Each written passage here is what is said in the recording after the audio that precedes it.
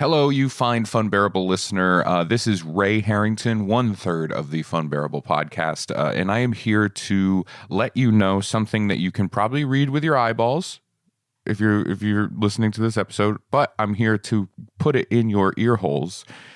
So sorry about that. This is a bonus episode of a previously recorded podcast, the Chuck and Brad podcast, and it is the Halloween episode from 2018. Oh, the things we didn't know back then. My child was tinier, my outlook was sunnier, and none of us had stockpiled enough toilet paper. Sorry to bring up the quarantine times. This is a very fun episode of the old Chuck and Brad podcast. I was a guest for this Halloween episode. We chat about some Halloween things, and there are some very funny revelations from Chuck's childhood and potentially some political machinations happening. Maybe Chuck's going to run for I don't know what. I know what he's going to run against, but I don't know what he's going to run for. I don't need to do this. You should just listen to the episode. And when you're done with this, tell your loved ones and your dearest and nearest to you that you are going away for an undetermined period of time so you can go listen to or watch the Funbearable Halloween episode that just dropped a few days ago. And, it is a short, brief 3 hours long, and you can enjoy that. And so I'm going to stop making all of these things longer and just shut up. And you can listen to the Chuck and Brad podcast in the Wayback Machine from 2018. You're going to love it. I guarantee it. And if you don't, you should talk to Chuck and Brad. Bye-bye.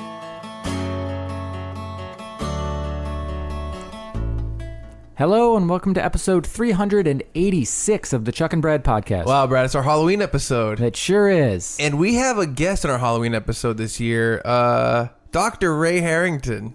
Are you still a doctor? No. I legally cannot practice anymore. Yeah, that's fine. Didn't think we were going to talk about that. So, Ray is our buddy. He's a comedian who resides in the state of Rhode Island, and we do a lot of stuff together. We're working on film projects together, working on comedy projects all the time. For a long time, we started doing shows together about a year ago. Yeah. It's October. Yeah. The Halloween show was the first show. It's our anniversary. Yeah, that's right. It is our anniversary. Actually, what day was our Halloween show last year? Probably 25th. Yeah, it was like 2 or 3 days ago. Okay, so it's pretty close to an anniversary. I didn't get any cards or anything from you guys. Well, I did get you a card. I got you a card for our last show. Yeah, but that was back then. That's true. That's a different card. Yeah, I know. It's like saying, "Oh, I got you a birthday card on Christmas." Yeah, when you go to the Hallmark store, there's not just like, oh, there's 3 cards. That's true. Do you want the puppy, the tree, or the star? I got you all 3 cards last year: birthday, Christmas, Valentine's Day. You're done. Yep. That's it. You got 3 cards. Those are the 3. Yeah. I thought we had a card for Ray. Did we not have a card for Ray? Oh yeah, we anymore? did get him a Halloween card. That's right. I forgot about that. Yeah. Where do you have it? I'll go grab it. I have it in my. You'll see it. It's right next to my 2 Scrooges on my desk. I have 2 different Uncle Scrooge figures on my desk. Yeah. One is a 2017 Scrooge. One is the original Disney Afternoon Scrooge. Okay. And that's where your Halloween card is under it. I forgot. My Halloween, your Halloween card? Unsigned Halloween card. Yeah. We did get you one, though. The goal, honestly, was to mail this to your house with no explanation. I forgot. And then when we decided, like, oh, he's going to be on the Halloween podcast, I'm like, oh, we can just give it to him then. And we just didn't sign it. That's right. I forgot. So here you go. If you want to read the card. Yeah, and don't forget, this is an audio. Why do I feel like I'm like walking into something? This is an audio podcast. You got to describe it. Okay, so this is one of those cards. It sure is. And you know what? Why don't you see if you can guess the punchline? Okay, all right. The card is one of those cards. It's the it's that lady, the grumpy old lady. Yeah, what is that lady I think from? Her name I don't is know. Maxine, Is she just from greeting cards? She's just from greeting cards. Yeah, for sure. Can we stop for a second? Yes. Did we start at all? Is she the most popular exclusive greeting character in the history of the world? That's tough. That is really tough. I don't know if there's another one. Probably like Jesus or something, right? Yeah, but he's not exclusively greeting cards. Oh, yes, he is. The oldest greeting card in the world is the Bible. I don't know what that means. Yes. All right, so it's that grumpy old lady, like aunt's lover. You know what I mean? Yes, they sure do. She wears aviators. Yeah, I'm going to refer to her as Kathy's mom. Yeah, that's what I was thinking. She's Kathy's mom. Yeah. And she's holding her cup of coffee. Yeah. She has purple horns because it's for Halloween. Yeah, there's on the Halloween card. Purple cape. Right. And she's holding her coffee, and her coffee mug says, "I heart my attitude problem." It's a lot to fit on a mug. Oh, yeah. Well, I like it because it tells you who she is. Yes. They got the exposition out in a coffee mug. That's great. Yeah, that's good. Like if a movie started and the grizzled old detective picked up his coffee mug and said, best grizzled old detective. yeah. Or it just said like 2 weeks from retirement on the mug. And he's like, I just got this mug. So, and she is gesturing as if to say, and the text is, "I thought I saw a werewolf in my bathroom." What is she? Okay, Guess that's the what it says. punchline. What does it say inside? Obviously, inside a card there'll be a punchline. Yeah. What is the punchline? It's got to be something with her looking in the mirror. It has to be her looking in the mirror. I thought I saw a werewolf in the bathroom, in my bathroom, and she's either looking in the mirror I'll ask you a question. or like a bar of soap with too much hair on it or something. Or have you ever seen an X-rated card with this woman on it yet? No. Oh, God. If I open this up and it's just like a pop-out card and it's her grizzled detective. So I'm opening the card. Yeah, open the card. Turns out I just needed to shave my legs. Okay.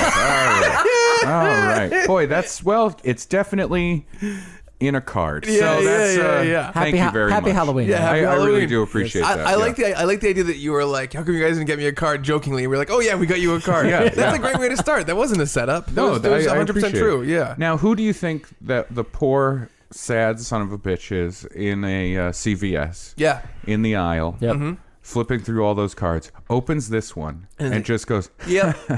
and then puts it in their basket. Yeah. Like just chuckles to themselves. Like that's a good one. This is perfect Yeah. for someone. It caught I me. feel for bad me. for both parties. I will say it caught me off guard. I liked it. It made me laugh. Caught you off guard? Oh, it was more like I expected more of what you said, but for some reason, I just needed to shave my legs was just so weird. It's not really how werewolves work. It was the I'm weirdest. upset because the joke doesn't make sense. Exactly, Yeah. It was the weirdest twist on it. It was Yeah. the weirdest twist. I thought on, I saw a werewolf in my bathroom. Turns out I just needed to shave my legs. Just the legs. So she looked looked down, saw her own legs, and went, "Oh, you know what this is? She's got dementia. That's what these are at this That's point." why she's Maxine. so beloved. Yeah. Maxine. Yeah. Yep. She's just walking around, Yeah. full on dementia. That's what I thought. Just think She's not kidding. Yeah. Right. She's not kidding. She is saying These are sad cards. every one of her cards should start with doctor. Yep. Doctor, I thought I saw a werewolf in my bathroom. And you know what? When you open the card, you read the punchline in quotes. Yeah. Then you turn the card in the back, and it's a sad family. It's just Kathy Yes. looking through home brochures. It's Kathy looking at old pictures before it happened.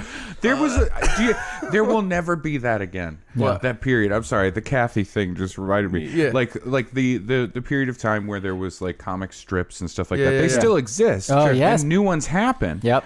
But there will never be a period of time where a Kathy can happen. Yes. I You feel think like so? that. I feel like that's done. You tell Brad. Tell him what you're going to tell him. My dad. Is Kathy? Yeah. It was a very confusing. Doesn't have I'm never gonna get a husband. doesn't The thing have I a like about your nose. dad is that he gets so overwhelmed by shopping and coffee. Yes. That's my favorite thing about You his can never personality. find a bathing suit that fits. My dad will photo, like, you know, we have a scanner printer copier, and he will make photocopies of comic strips from the newspaper, like put 4 or He's 5 making his on own a book. page, and mail them to me. Yes. And it's not like ones that like it's just ones that he kind of liked. And it isn't like ones that he loved, which I could get behind. But he's like, I think he's like, yeah, this one sucks. That's what it says in the top. I think he started with like, oh, this one reminds me of you, or this one reminds me of my grandson, whatever. And now it's just like a thing he does. Yeah. And like, I don't want to throw them away because I know that at some point he's not going to be around to send these not at all funny comic strips to me. Like I get that. Yeah. But at the same time, I'm like, yeah, thanks, Dad. That was a great pickles. Hey, Brad, I just wanted to check in with you, see if you got my package of 30 pages of Doonesbury. Not even Doonesbury. No, it's no. like pickles. Pickles and the Born Loser. Speaking of funny dads. Oh, good. I just get a voicemail from my dad, and I have like it tells me what it says in like a transcript. Yeah. And myself and my girlfriend Gina work for the company. His company is Staten's Landscaping, and he just called me, and he left this message. This is transcribed, so there might be an error or two. It says, "Hey Chuck, hi, this is Dad. I'm calling because I just wanted to say hi. I haven't seen you, and I have to ask Gina a couple of questions. One is if she has a red hat I can use for Halloween for me. We're going to be Peter Pan characters, me and Mom. Thank God. And maybe you guys too." Oh, no. And also asking her about taking pictures for a job. I'm going to submit it for an award. Okay, bye. I think it's just great that you have a good relationship with your dad. Yeah, it's fun. Yeah, both of you. Your dad sends you newspaper clippings. We got to continue the rationale of Brad told some dad stories. Yes. I told the dad story. All right. Well, this is funny just because we just had a conversation about this like 2 days ago. I'm gonna guess. Okay, so this is okay. It's I guess my relationship with my dad could be described through probably like Peanuts. If we were gonna go, if we were gonna go comic strip, just I've seen his where legs. You don't see the adult. I've seen his legs. Yeah. Turns out he just needed to shave his legs. Oh, boy. It's so funny because that barely makes sense. Yeah, That's the Kathy thing. What I wanted to say is I to this day, as a kid, I certainly didn't understand why Kathy existed. Yeah. And as a full grown adult, I look at that and I understand it's not for me. I'm not the target audience of Kathy. Right. But why does that exist? Right? Like, how is it that it's like, oh no, it's this character, and it doesn't happen now. But there was a period of time where there was Kathy merchandise. People had Kathy shit. Well, yeah, that's an interesting thing. Is I kind of wonder about a lot of comic strips and newspapers. Like even the ones that I grew up liking. To be completely honest, few of them were like, oh yeah, that makes sense that Jim Davis gets paid that much. Think about Garfield. Well, Garfield's nonsense. I like Garfield. I loved Garfield when I was growing up, but when you look at it as an adult, and there's been a lot of quality content created, like breaking down how bad Garfield is and Jim Davis. Oh, really? Oh, yeah. There's a phenomenal I'd love to YouTube channel that does live action covers, I guess, is essentially like reenactments of Garfield strips. Oh my God. Wow. And they do it verbatim. Yep. And it's so bad that then it will branch off into sometimes a 30-minute long that's insane thing. Right. That's crazy. It's the weirdest thing you'll ever see. Like if you watch one of those, it's like, I don't know what I'm looking at, but it's interesting. Yeah. And it's very weird. Like like you could see, what's the guy? Jim Davis. No. The Odie. John Arbuckle. John Odie. Odie. The guy, the star of Garfield. Odie. John Arbuckle. Like if you ever wanted to see like John Arbuckle, like let's say unzip his own skin and step out of it, you will see that in one of these. Yeah. But yeah, it's nonsense, right? Yeah. I am surprised we haven't gotten to a point where they are just making live action versions of those. Like that's true. Like movie industry is just like, okay, comic books. We did the comic books. They did Let's Garfield. do the strip. There was 2 Garfield movies. There were 2 Garfield, but which it's a little is different. weird because it was cartoons at least. And in the cartoon, like the voice was not Bill Murray. Right. It was another actor who actually played Bill Murray's voice in the Ghostbusters cartoon. Right. That's right. Because they couldn't, because obviously Bill Murray was like, I'm not going to do that. Yeah. And then in the TV show, this guy played the voice of Garfield. Yeah. And then the movies came out. And it's actually Bill and Murray. it's Bill Murray that did it, and that's just a weird thing. Yeah, I'm sure you guys did like a whole episode about this, but we talked about the idea of like why are the chipmunks, which are altered voices, why are they famous people? Because they're indecipherable, which is the same kind of question. It makes even less sense. Yeah, but I am surprised like how there was never a Kathy movie. Oh, and now I just want to see. Like I wish. Do you want a live action Kathy movie? I want to see an SNL sketch. That is like a pre-taped sketch, and it's Kathy the movie. Yeah, and you can get like a Sarah Jessica Parker playing Kathy in the wig with like the horrible like dress that she wore. Yes. Just doing that. Oh, actually, you know what? Maybe Everybody Loves Raymond was actually just a Kathy.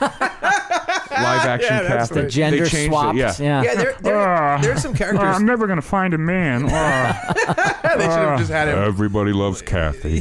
Sorry, I don't know what I'm doing. I feel like there's some characters that are kind of like that to me. Like, who's Ziggy? What is Ziggy? Ziggy's like an amorphous blob of nothing. Is it a comic? Yeah, it was a single panel comic. Yeah, like Family Circus. Family Circus is another one that has no funny in it whatsoever. I mean, and plenty of comedy has arisen from people making fun of the fact that there's nothing there. There's a ghost in that. Yeah, really? In this wholesome family. Me. Yeah, who did it? Not me. And but that ghost is just straight up in the comic. And if you don't get where the origination of it is like the kids always say, "Oh, not me." Yeah. So, I guess a ghost did it named Not Me. Yeah. Very, very like smart, like Mormon comedy. Highbrow. Is that what you're looking for? No.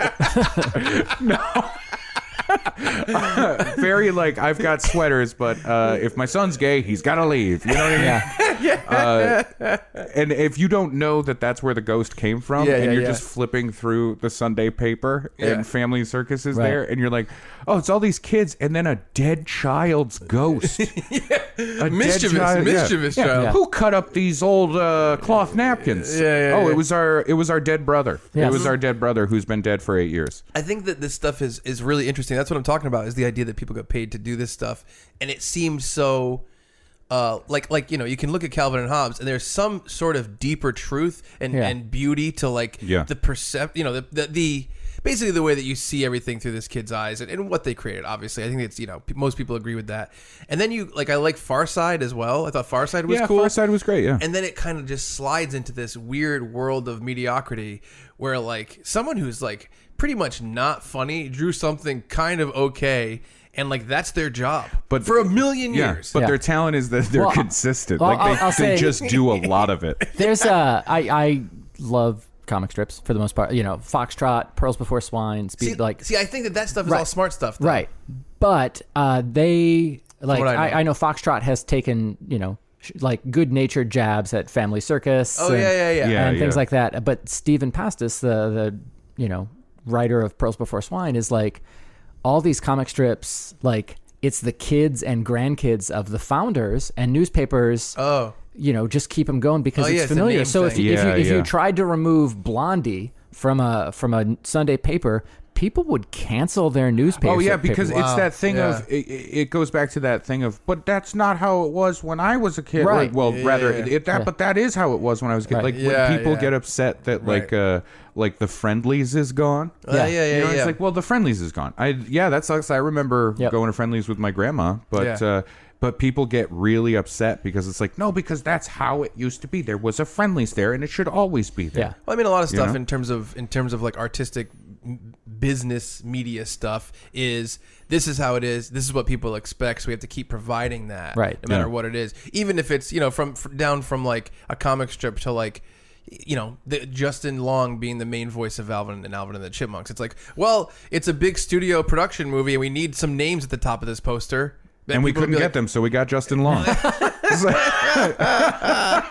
I will say this: when you brought up Calvin and Hobbes, very special to me. Me too. I have Calvin and Hobbes tattooed on my body. I'll show you guys later. Yeah. I like where Calvin is, but Hobbes, I hate that. Well, he's a little mischievous. You know what I mean? He's always find him. Yeah. Ray just lays down on my bed and holds up his legs, just like the real Hobbes. Yep. Adults can't see him. I looked for half an hour. The trick is you just gotta find the tail. You know, you gotta catch that tiger by the tail. Once you find the tail, you can find the rest of it. Yeah. You don't want to. No.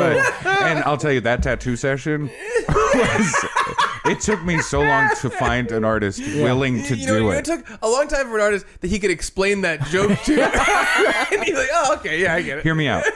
I want you to tattoo just inside my asshole. So, what I think is magical about that, and what Bill Watterson did, was keep it real. Yeah. I don't mean keep it real. I mean keep it protected and keep it special. Keep it authentic. By not licensing it at all. So you won't get anything. There was never a period of time where you could have like Calvin and Hobbes on t-shirts and stuff. People just took Calvin and had him piss on stuff, which is nonsense anyway. Yeah, I know. So you have that. And then also, because he didn't license it, because he didn't carry it through that way, when he was done, it was done. Yeah. And it didn't carry on where you have somebody else take up the mantle of Calvin and Hobbes. Yeah. Right, it didn't become a thing. It would be unnerving to see a Calvin and Hobbes strip where he's got a smartphone. I don't want that. You know what I mean? I don't. That exists for my childhood. Yeah, I guess, you know, and that's something special. Right. Yeah, I agree. I mean, it's a funny thing. It's these comic strips. I've just never, even the Peanuts, I never really understood it. And I definitely can say, if my grandfather liked the Peanuts when he was young, and he liked it for some reason, and whatever his circumstances were, or the way he grew up, or what entertainment was at that time, that's fine. It's still something that I can't really wrap my head around. I like the Christmas one, the special, and the Halloween special. But outside of those two things, which both are, by the way, like not fun to watch, only nostalgic. I'm glad that you brought that up because, and I know this is a Halloween episode. Yes. I downloaded a bunch of Halloween kids special stuff for my son because he's 4, and now he's finally old enough to really like sit down and watch a thing. Yeah. And so I put on The Great Pumpkin. And I was like, this is awesome. This is going to be a thing. And I'm thinking like 10, 15 minutes in, we're watching this, and even I'm just like, this sucks. This is not good. This is just not good. It's like, so weird. Like when it gets slow, into Snoopy doing jokes. a whole long like behind enemy lines thing. I was like, what is this? And finally my son turned to me and he was like, can we watch something else? I was like, let's try something else. Yeah. And what I realized, I think I said this to you on the phone, was I said it to my wife when I shut that off. I was like, I think we liked The Great Pumpkin and the Christmas special. But I mean, the Christmas one's a little more so. But There's a little bit more of an arc to that one. Yeah, I think we liked them because it was a cartoon on at night. And when we were that age, that was special. That was something that didn't happen. There was no cartoons at night. Yeah, I agree. And it was like, oh shit, at 8:00 tonight, there's going to be this cartoon. Yeah, I agree with that. I think that's absolutely true. But all that stuff, it was just always hard for me to relate to a lot of the classic newspaper comics. Like I said, I liked Calvin and Hobbes. I did like Garfield when I was a kid. I liked Far Side, and then Zitz came out way later, and I thought that Zitz was fun. Yeah.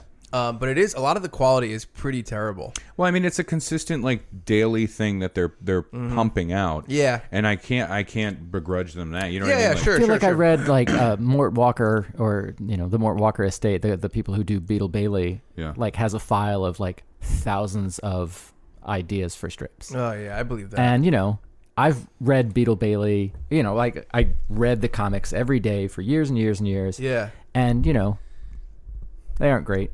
Yeah. I probably also have, like, if my ideas are that quality, then I probably also have a drawer of thousands of those. There was that one arc in 1994 when they dealt with PTSD that I thought was fantastic.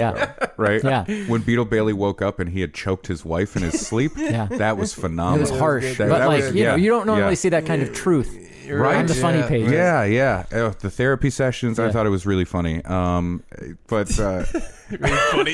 Yeah, it was hilarious. The last comic strip I found, like as an adult, it was like right around college. I think like freshman year of college. There was a comic strip called Get Fuzzy. Yeah. That I really appreciated. I liked that a lot. Darby Conley. Kind of sounds familiar. Darby sounds really familiar. Yeah. And that was fun. I liked that a lot. It kind of harkened to something I enjoyed with like Calvin and Hobbes and stuff like that. That's cool. But yeah, that was fun.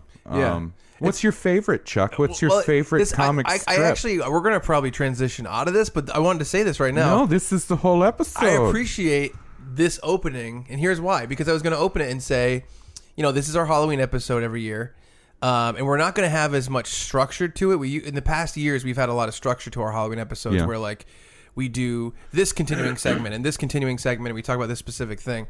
And, my favorite types of podcasts in general are the podcasts where intelligent, funny people just have conversations about stuff that gets generated from wherever. I brought all these scripts, though, for those segments. Though. I listened back to all the old Halloween ones. And I was like, okay, all right, how here can we I go. add? How can I improve?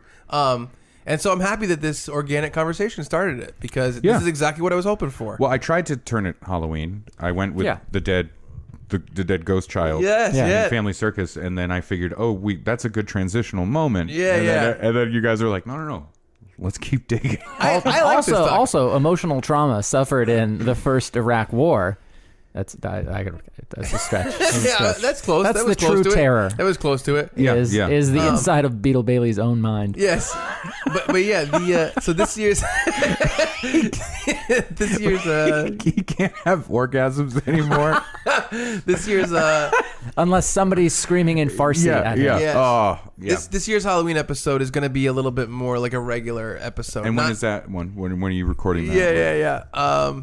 But we're done with the Grinch verse. If you've listened in for the past couple of years, we kind of had to tackle that when we found out there was. I watched. No, I take it back. I downloaded it. I haven't watched it yet. Yeah. I didn't know about that until I told you it. You told me about that, and that just seems insane to me. So I can't wait to. And I won't spoil it for you. No, it's going to be terrible. Oh, it's terrible. Yeah, for sure. Oh, like there's no. It's worse than terrible. There's no chance that it's not, though. There's a special called Halloween is Grinch Night that was like a follow up to How the Grinch Stole Christmas.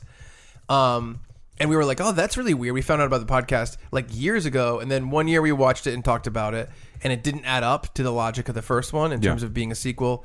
Then we found out there was another Grinch special called The Grinch is the Cat in the Hat.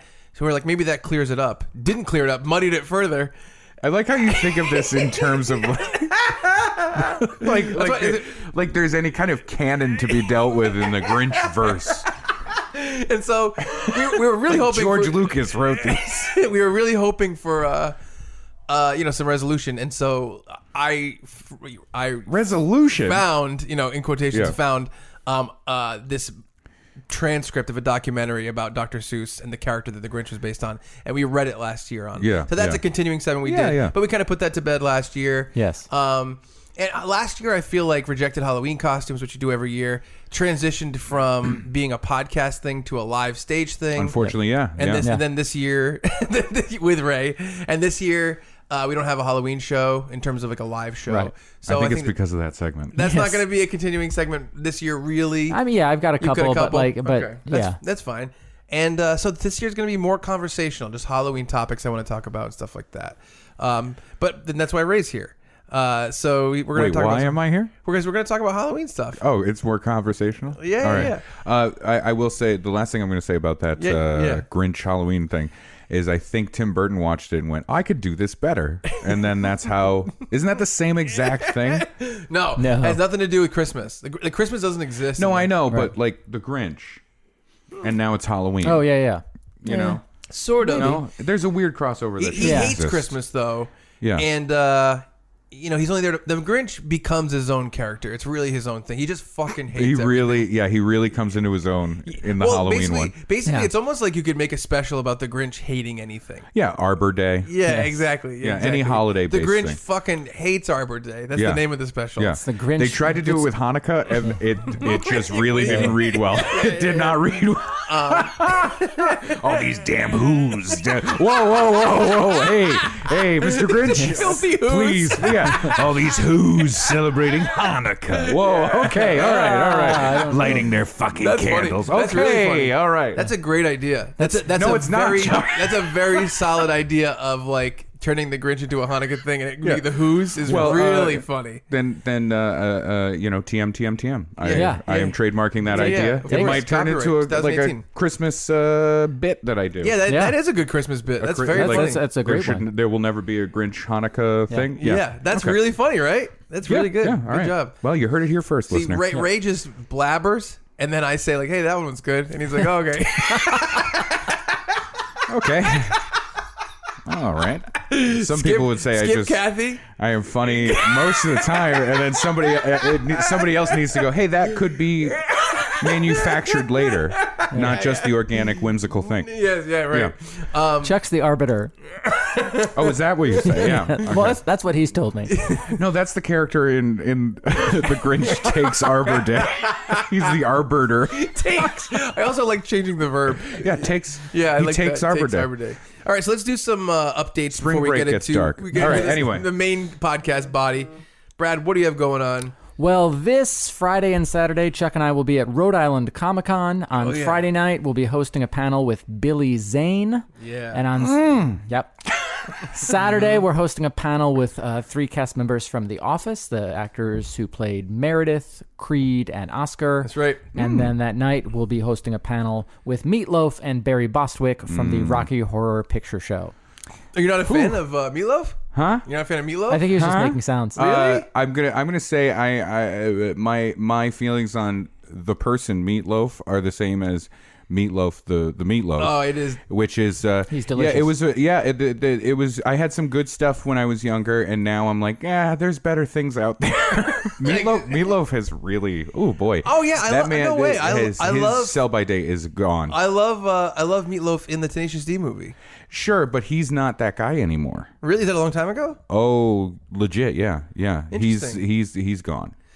Interesting. I don't know anything. We're going to find out on stage. We're going to find out about on stage. This is unsettling. Yeah. No, let it be a mystery. He can't sing anymore. He's like a weird right-wing guy now. Really? Yes. Interesting. We might explore those things on stage. Maybe we'll turn that night. Maybe he can turn us to right-wing guys. Barry Bostwick will be there. And he'll just be like, remember me? I was the guy. I was that guy in so many things. Yeah. Was he the mayor in Spin City? Because I think that's how I know. Yes, he was. That's great. Yeah. Anyway, it's going to be so fun. So come out to Rhode Island Comic-Con this Friday and Saturday in Rhode Island, in Providence, Rhode Island. Yes. And see Chuck and Brad do some fun stuff. Yes. And then the following weekend, we'll be at the Comedy Connection. We'll be headlining on Sunday, November 11th with our retelling of the movie Back to the Future. And also on the show, performing stand-up, is Katie Arroyo, Ben Smith, and yours truly, Ray Harrington. Yeah. That's right. On 11/11. That's going to be very good. Yeah, November 11th. And if you love Back to the Future, I mean, that's the same week that Marty went back in time in 1985. It was too late to schedule a Halloween show. So we wanted to do Back to the Future for a long time. Yeah. But we were like, damn, if we keep doing these Halloween shows, we're never going to be able to do a show like a week and a half later. Right. And so it just worked out this year. I was like, oh, let's fucking do it. And then we got the Comic-Con gig. And so it's like, oh, it's a great place to promote. Right. So come out Sunday, November 11th to the Comedy Connection in East Providence. Show starts at 8 p.m., $10. Awesome show. It's going to be very fun. I'm very excited for it. We've been working on it a lot recently, and I think it's going to be very funny. Very fun night. I'm looking forward to seeing what you guys do. Yeah. And, I'll perform as well. But I'm looking forward to seeing what you guys do. I hope you do the Grinch Hanukkah thing. For the Back to the Future show? Yeah. Maybe I'll just take time and grind the show to a halt to tell everybody about my extended concept for a Back to the Future Christmas special. You should. I swear it would be a good special. Anyway, that's for our Christmas episode. I would love that. But yeah, anything else you got going on, Brad? No, I think that's the main stuff. Yeah, I think that's the main stuff for me too. Senior Discount's gonna be playing with Anti-Flag at the 10th annual Freak Fest and FET. That's not till January, so we'll push it harder when it gets close. Ray, you have anything to plug, buddy? No, I'm just working, doing shows. Go to what? RayHarringtonComedy.com. RayHarringtonComedy.com, and all my schedule is there, so I don't have any like individual big shows where I'm like, go to this, because I'm just like consistently doing. Yeah, come see him when you can. Yeah, I'm all over the place. I just got back from a fairly long run in Texas, so I'm just happy to be home. Yeah, and then we've got stuff going on with the other thing, and we'll see what happens. Yeah.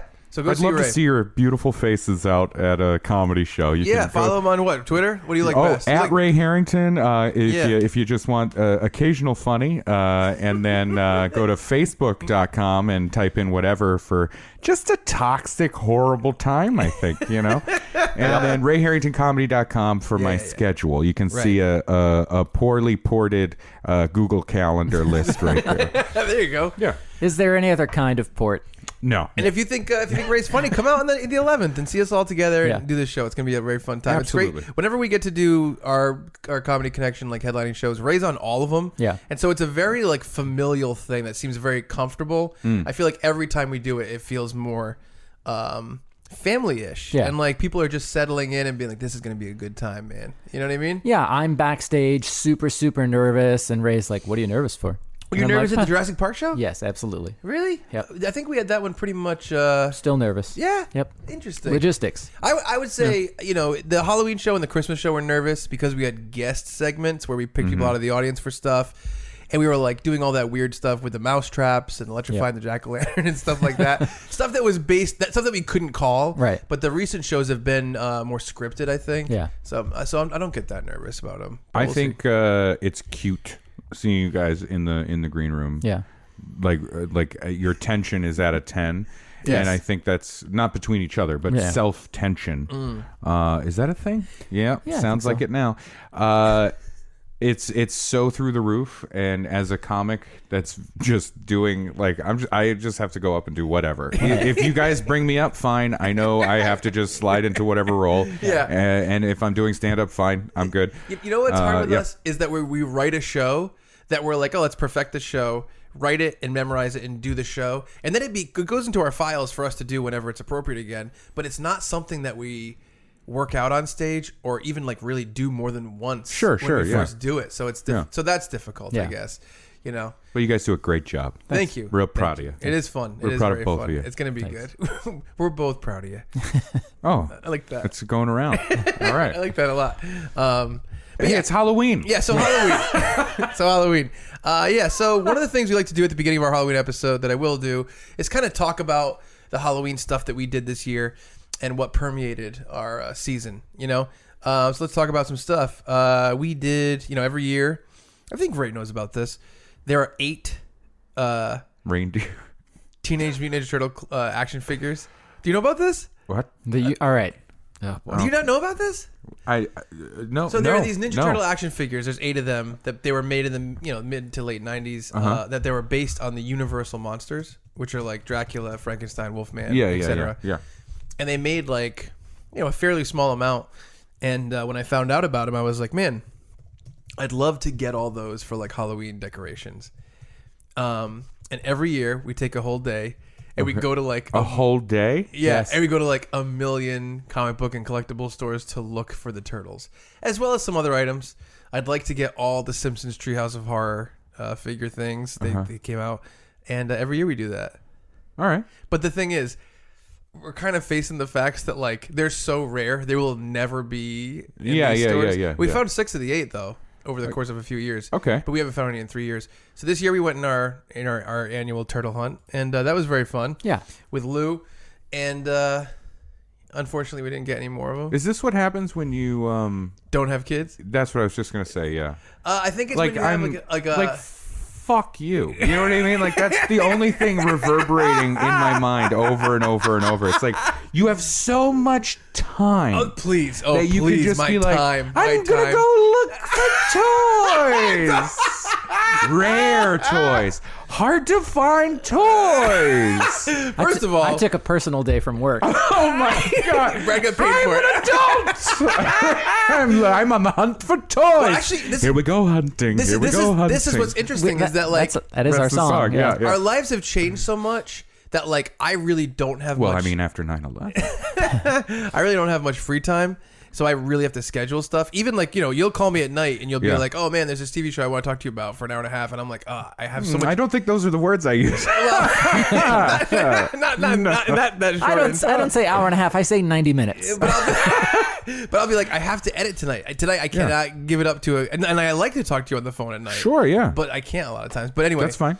we had to schedule this like 2.5 months early because it's like a yearly thing we do. You know what I mean? Yeah. No, look, I'm fine with it. It's just the way you presented it was just like, I gotta find something to do on a Tuesday. You know what I mean? No. It's I know. I found these, and I really do like the marriage of like pop culture stuff and seasonal stuff, and I almost feel like, you know how I have some things in my house that are like pop culture things, like not like like action figures. There's not a lot of like that kind of stuff in my house.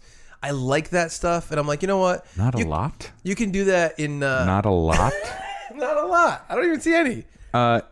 There's not a lot in here until you find out, oh yeah, no child lives here, right? And then you go, oh, there's too much. There's too much for an adult. No, so I feel like you can only really do it around Halloween and Christmas because it's like more acceptable as a temporary decoration. Sure. So that stuff is fun to me, and we do that every year, and we kind of. I have a Halloween playlist, of course, a music playlist that I have every year that I add to. I try to add to. It's kind of hard. And we go to Joff's Backyard Grill in Bellingham, which is an awesome barbecue restaurant. Mm-hmm. We did that, and that was fun. Didn't find any turtles. I'm a little bit nervous about the future of the turtle hunt in terms of hope. Yeah, you know what I mean? Like hardest figure to find. We're never gonna find these fucking figures. We had a night where we had everyone here to decorate for Halloween, like a TV show, and that was fun. And those people don't have kids, right? No, they do. Well, that's kind of the point of it. Is almost like it's like is the fact that it's kind of a family thing too. So it's like like my guitarist, like his whole family comes. How many children were at the thing? 2. Well, it was the same family. Jonah and Elijah. I mean, Callie is here sometimes, which is Jordan's daughter. That's my roommate. She's but I think this year was just Jonah and Elijah. Callie wasn't here that year, and Grayson wasn't here this year, which is Abe's child. Okay. Well, anyway, it's fine. It doesn't matter. Why were you asking? No, I'm just saying. Ray and Finn could have come, and Kalina.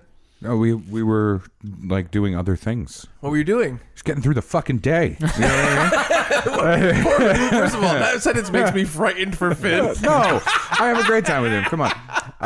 And he would say the same goddamn thing. No, what day was it? I can tell you what we did. It was a Sunday. Yeah. It was Sunday, probably the first Sunday in October. Well, I wasn't even in New England. I was in Texas the first Sunday of October. Kalina and Finn could have come. They don't know you. What is that supposed to mean? They don't know you. They don't know you. All right. Anyway, I came late. I didn't want to go down this road. I knew this was going to happen. And that's why you don't have children, because you came late. Solid That's probably correct. So anyway, we had our Halloween decorating night. That was fun. We went to a pumpkin patch last week and picked pumpkins and carved jack-o'-lanterns. And they had a build. Do you do all these things just to like... Do you know what you should do? You should go to an orphanage and tell those kids all the things you do and just watch them well up with tears. Well, they're I mean, we send them photos and videos. By the way, the farm as a donation. Yes. The farm we went to this year had a make your own scarecrow thing. Sure. And I was like, let's make it. And then the 2 guests in the podcast will be Ray and the scarecrow. We're gonna have him sitting next to you. But I'm allergic to hay. You're allergic to hay? Well, I'm not allergic to like being around hay. But if it gets into contact with my skin, I break out. You're hay intolerant? Yeah, exactly. What a life you've lived. Yep. Allergic to hay. That's right. Well, I didn't even know it until I filmed the Tell 'em Steve Dave Halloween special this year. And you rubbed up against some hay? Yeah. But that's New Jersey hay. You don't want to fuck with that. We were bringing hay probably toxic. into the secret stash, and I was waste, like, and Gedham was like, he's like, hey man, he's like, if you're allergic, just be careful if it touches your skin. I'm like, I'm not allergic to hay. And then I look and I just had this big rash all down my arm. Yeah. Maybe it's just a common thing though. Maybe hay does that. It's Jersey hay. Okay, maybe that's what it is. Don't fuck with Jersey hay. We watched the movie Don't Breathe at your request, Ray. You told me that recommendation, not request. I didn't say, guys, please please watch Don't Breathe. Please. I watched Don't Breathe. Awesome movie. Yeah, it's great. I saw a trailer for it. To me, the trailer was kind of misleading. Yeah. And the movie was awesome. The movie felt like a powerful... The trailer just constantly says, breathe. Go ahead, breathe. No, the movie was like a powerful, dark, spooky, cool, independent project. Yeah. But the trailer was like, here's a new horror movie, everybody, with like lots of flashing and scares. Yeah. So I was turned off to it when I first saw the trailer, but then when you told me about it, I was like, oh, it sounds great. And we watched Don't Breathe, and I thought it was awesome. Yeah, that was a lot of fun. It was great. Yeah, it's tough because it's in that vein where it's like not quite. I wouldn't classify it as a horror movie. Right. It's more of a thriller, I guess. Sure. But it's in that vein. Yeah. You they hold hands, horror and thriller. Yeah. That's a hard dance. Skipping through a graveyard. Right. Mm-hmm. Right. Exactly. I'm writing a new song. Sorry, I was just trying to get on that novelty Halloween song train. Yes, yeah. Oh, the cash rolls. I would love that. I watched Unfriended, which I heard about a couple years ago, and I finally watched, and it was like not great, but it was a good step for the idea of the project. Yeah. We watched Searching earlier in this, maybe September or August in theaters. And Searching was a movie that was done completely on a laptop, and it was like, to me, masterfully executed. And Unfriended was done entirely on a laptop, probably like 2 or 3 years ago, and it was not masterfully executed. No, but I think it was a step. I think stuff like that. I haven't seen either of those, so I'm coming from a place where I can't comment on those. However, I will say the on a screen trope, yes, is like 2018 or probably like 2015. 2015's version of the found footage movies that came out after Blair Witch. Yeah. I don't think there's that much though. No, there's not much now, but they're trying. They're desperate to figure out what that is. I think Searching was really like the idea of something even matching the quality of that and the way they use it is going to be difficult. It's weird because the stories have to be so specific. Yeah, to stay on a screen. You know what I mean? I've also seen it starting with like comedy now. Like they're trying to do that kind of thing as well. See, that seems impossible to me. Yeah, it's just a weird. Interesting. Yeah, it's a weird thing. I don't know. I think that like I think it's something where they go, well, here's this medium. Yeah. And you could put it in there. Yep. So how do we put it in there? Yeah. It's like, well, unless the idea comes first, that you probably shouldn't be doing this. I sort of agree. I mean, my general feeling with stuff like that is like the right director / writer / whoever can take a project and make it great in the same way that like, Christopher Nolan can be like, everyone's like, hey, do a cool Batman movie. Like, in like 2006 or when did Batman Begins come out? 2005? Yeah, I think so. So like right before that, if someone was like, hey, The Dark Knight is possible to do, someone would be like, what the fuck are you talking about? Sure. You know what I mean? Yeah. And so I do think that that's possible, but the amount of times where it works out like that, where they do find the right person and they do kill the project and make it excellent, is like less than 5% of the time. Yeah. That's the problem. Yeah. Well, because anytime you move something forward, you have to, by definition, take it outside of the comfort zone of what's already there, what's already been established. Right. And if somebody's just coming in to make a thing that isn't their idea to begin with, I know, it's hard. The passion isn't going to push them past what's already been established. It's like you got to find people who get sparked organically somehow by that. Yeah. You know what I mean? Which I guess is why studios same meet thing with a in lot porn. of directors. I think same thing in porn. I'll say this, probably definitely. the first Iron Man, which was like a big change for the genre of like action movies. It was probably Marvel wanting to do that and finding Jon Favreau, who was like, you know what, this is awesome. We could really do something great with this. So, you never know. But Unfriended was okay. Forgettable, but like probably a necessary step for the genre. We went to Vermont, and it wasn't Halloween-y. It was scary in the house. Oh, we scared ourselves. Yeah. There was a couple of facts. Ray came out. He's like, "Hey, I thought I saw a werewolf in the bathroom." Yeah. No, I mean, we did scare ourselves. We definitely talked ourselves into being frightened. Yeah. However, there were some strange aspects about this house deep in the woods where the cell phone service was bad. Yeah, but and the sculpture garden outside wasn't helping things any. Oh, across the street? That was a big sculpture thing, and it was modern art sculpture. Okay. So if it was a sculpture garden, as in, like, I don't want the listener to hear that. Like it's The Shining, and almost like, it's like a hedge weeping stone angels. You know what I mean? Then it's like, hey, I don't want to stay here. This is not good. But there was stuff that's details of the place, like the other half of the house that was not half, but like a quarter of the house that was like locked, like you couldn't go in there. And the strange architecture seemed almost like, why was this hallway like? It comes to an end to nothing at all. Yeah, but but in the light of day, it's fine. Exactly. And once you're there for one night, it's okay. Yeah. And you're like, whatever. This is this house. Yeah. It used to be this, and it was built upon later. But at night, when you're like, oh, it could be scary, maybe it is locked up on that side because they're in there. You know what I mean? Like stuff Possible. like that. Yeah. We scared ourselves pretty good. Yeah. And it was just very autumnal in terms of the landscape. It was. So I would love Halloween. To live in that. Yeah. If I had to pay a ticket in July to go and have that weather and that place, I would absolutely pay a ticket for that. Yeah, it wasn't the town area and the surrounding atmosphere, the aesthetic of the surroundings. Town area? No, I'm just kidding. Were not spooky, but they were certainly like super autumnal and harvesty. And the town really decorated for stuff like that. And there was a rash of killings. Yeah. Right. Which is that part, I think, Chuck, was spooky, and I think it's weird that you almost want to avoid bringing it up. Were the killings over. limited to the time frame that you guys were in? Yeah, totally, Yes. totally. Weird. And I remember when we were leaving, Chuck said, "I have a feeling there won't be killings. any more of these killings." And then there was a long beat, and about a quarter mile down the road, he went, "Here." And it was like, oh, okay, I guess.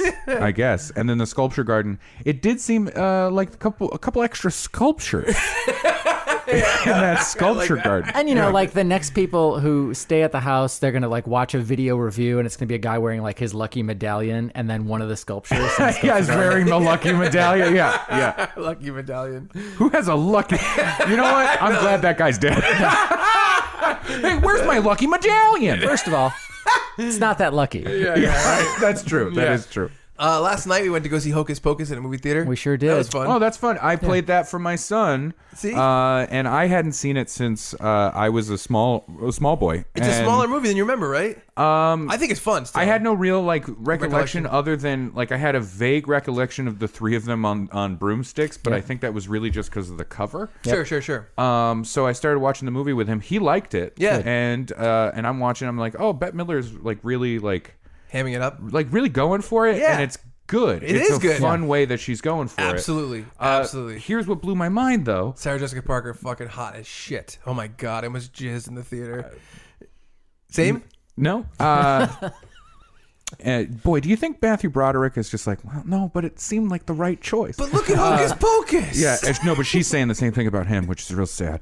Boy, the two of them are people I rooted for, and now I just go, oh, what happened here? I don't really know much. People don't seem to like those two. I don't know what. I love Matthew Broderick. I want like Matthew him? Broderick to succeed. I want him to. And you I don't don't like Sarah know Jessica what's Parker? happening. I have zero feeling about Sarah Jessica. Do they have some kind of abhorrent view that I don't know about on something? No. It's just I think it's not easy like a Jenny to McCarthy dislike Sarah vaccination Jessica thing? Parker. No, I think it's easy to dislike Sarah Jessica Parker because of Sex and the City and Right. she's a lightning rod for people being like, ugh, whatever. Yeah. Okay.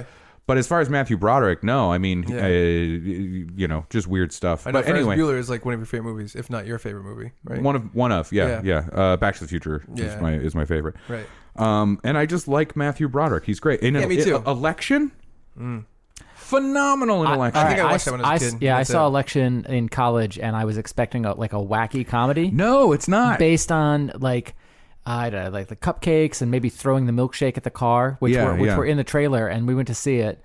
And by the way, here's how funny I was at the time. I'm like, Election? I thought we were going to see, or I think it was Election with an L. Like that was my joke. I've changed. Yeah. And I saw it, and it's not a wacky comedy. It's kind of a dark. It's so dark in the best way, though. Yeah. I feel like if that movie came out today, I should probably see it again. yeah, I just re-downloaded it because I was like, I want to see it as an adult. Yeah. With more cynicism of not cynicism, but just more of an awareness of life, like the wariness of life, not weariness, but wariness of life. I hear you. And I think he did such a great job of being a character you really felt for. Yeah.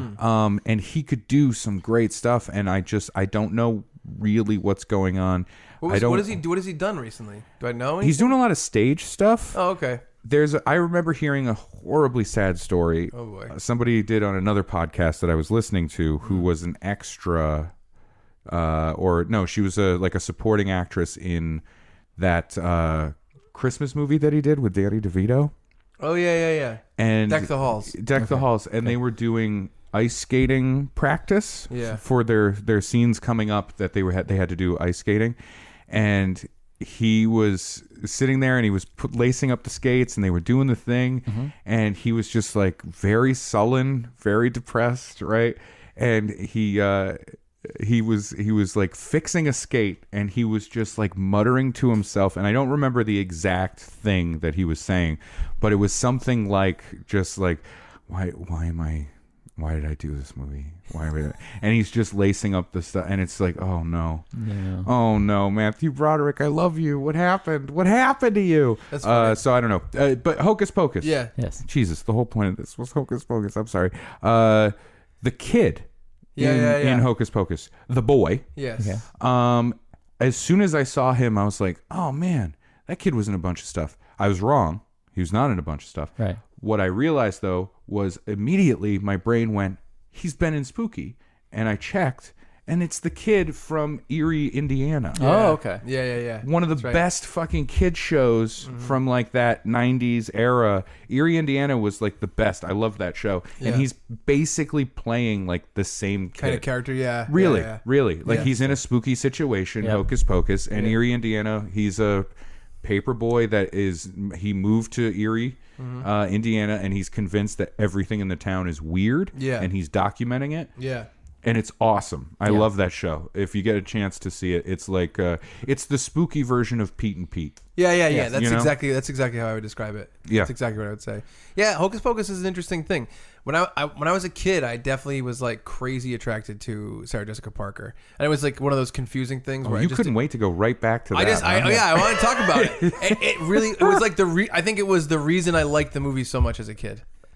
Like it was the number one reason. Right. You know, I think that's Not strange. Bette Midler? Not Kathy Najimy. Actually, there you go. If you want with that droopy like bottom lip that she's doing. I love that she throughout does the whole that. I loved Kathy Najimy. I loved her in Sister Act. thing. Sure, yeah. You know, I don't really know exactly where she came from or where she went, but I was a big fan. I had the Hocus Pocus soundtrack, and I loved the Sister Act soundtrack. I listened to that shit all the time. That's a great soundtrack. I didn't know either of those soundtracks. Really? You would like it. I'm sure I would. You would like it. Yeah. It's very fun. I love Sister Act. That's where Lauryn Hill came from, kind of. That was like her first big thing. Mm-hmm. Do you know that she's in Sister Act too? She's like one of the main. She's like one of the main characters in Sister Act too. Yeah, she's one of the youths. Sisters. No, she's not. They go to help. She's one of the acts. Act. Yeah, that's right. Yeah. So we saw Hocus Pocus last night. Obviously, we watched the entire Nightmare on Elm Street series and did a podcast on that. Yep. We watched the original Halloween, and then we went to go see the new Halloween, Halloween 2018, which is, you know, a sequel to the original, ignoring everything in between. And it was awesome. Which is what all the other sequels did as well. Yes. Not true. Not true at all. Other than 2, yes, true. No, not true. Yes, true. No, true. What do you mean? True. Halloween 1, 2, 3, all of them kind of exist together. The trilogy with Danielle Harris exists in the continuity of all of them.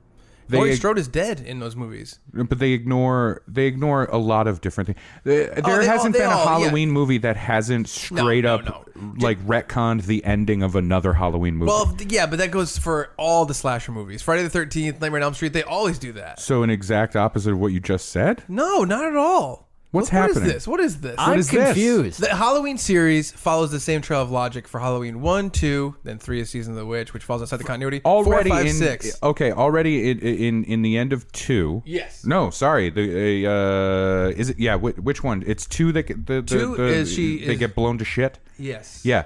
So at the end of 2, like they get blown up. Yeah, so does but so does Jason. So does Freddy. That's the thing. But those are otherworldly things. Like Michael Myers is a guy, and not just him. Cult of Thorn. The doctor, the psychologist guy. He gets blown up, and then when he comes back, not in 3 but in 4. Yes. He's got like a light scar on the side of his face. When the entire fucking half of the building got exploded. They weren't ignoring the continuity of the movies. They were just saying, this person lived. But what I'm saying is there was no continuity of the movies. From the first movie to the second, and then on and on and on, there was never going to be a planned continuity. It was never a planned continuity. They had to go back and do continuity for like continuity's sake after the fact. Like Laurie Strode was never going to be his sister, right? And they had to back end that, right? You know, and then when they kill him, they have to. Then they go to 3, and then the rest of the movies sort of just pretend 3 didn't happen. Well, it just takes place somewhere different. It's just like Ant-Man. 3 can happen. 3 can happen somewhere else. It's in a whole different town. And somewhere else. It is.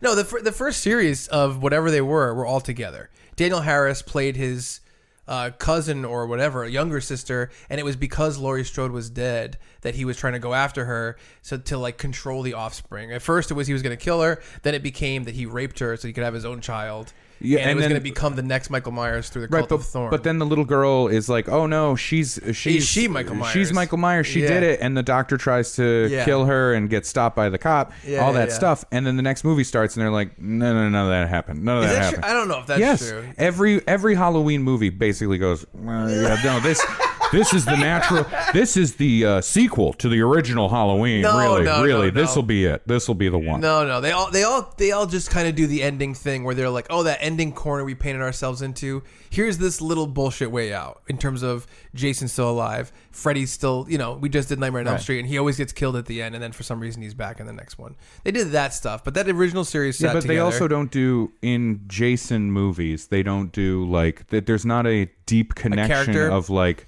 And this is Jason's sister who's dead, not dead, alive. Yeah. This is her daughter now. And it's like there's none of that stuff. Yeah. So when you have a through line in Halloween with a whole family tree that you're dealing with, right. and a timeline, it does get to a weird place, right? Yeah, of course. Then you've got the whole Rob Zombie shit. Well, I was going to say, that's the remake area. That's nonsense. Yeah. That's soft reboot. That's soft reboot world.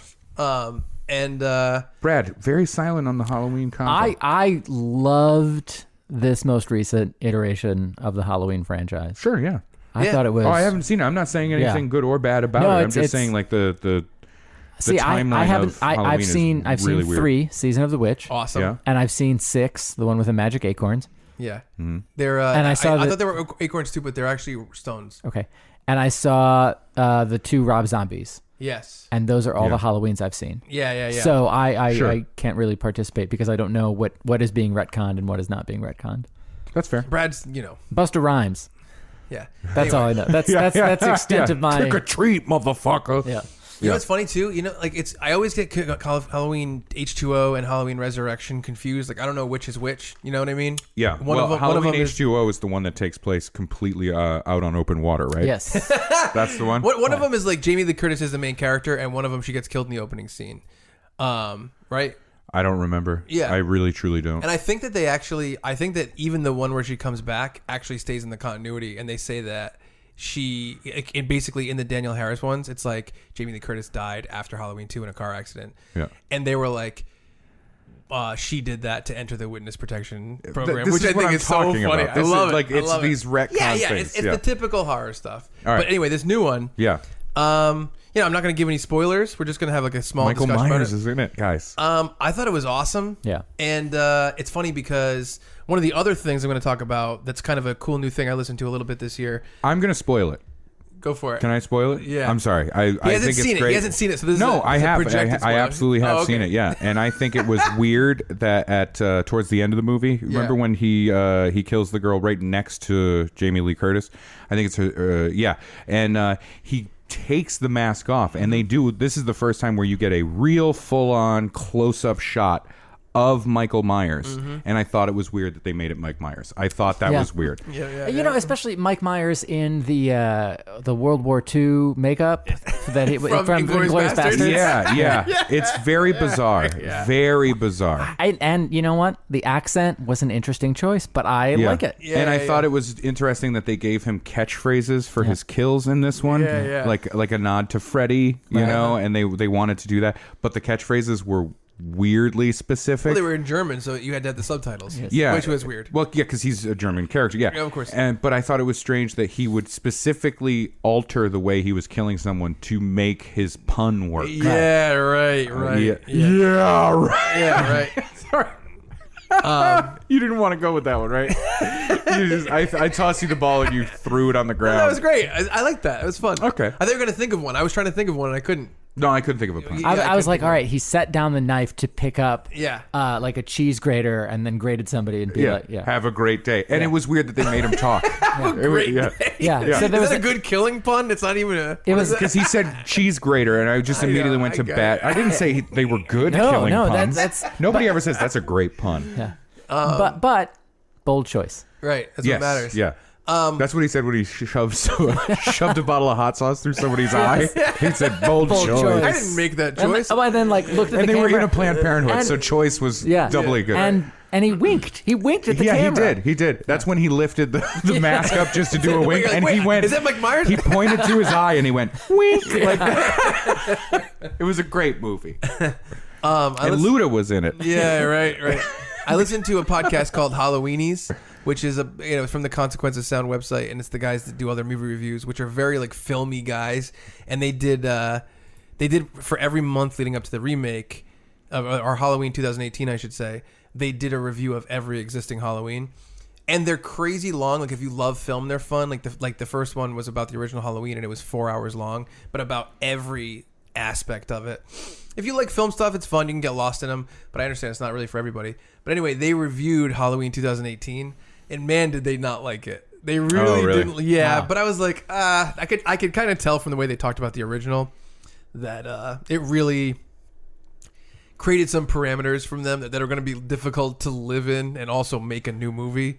You know what I mean? Sure. But I loved Halloween 2018. I thought that, they did some stuff that I didn't expect that really went with the original series in terms of like characters and stuff that was introduced in new directions. I thought they made it super scary in terms of like tension. Not like, crazy kills or something, but just tension. Well, Halloween, Mike Myers is, rooted in tension. Like, that's the character. Like, he's not... That's why I think... That's one of the reasons I think it felt so true to what it was. Yeah. You know what I mean? It's not a kill fest. It's not a how is this guy going to get it thing. It's got 1 foot in horror and 1 foot in a straight thriller. Exactly. Like, it's just doing its thing. And there was a lot of kills in this, but they were mostly off screen. And like there was some tasteful. A lot of times there was some like grisly after shots that I thought were awesome. And they didn't linger. It wasn't like I guess look at this gore. Right. It was very to the side and like holy shit.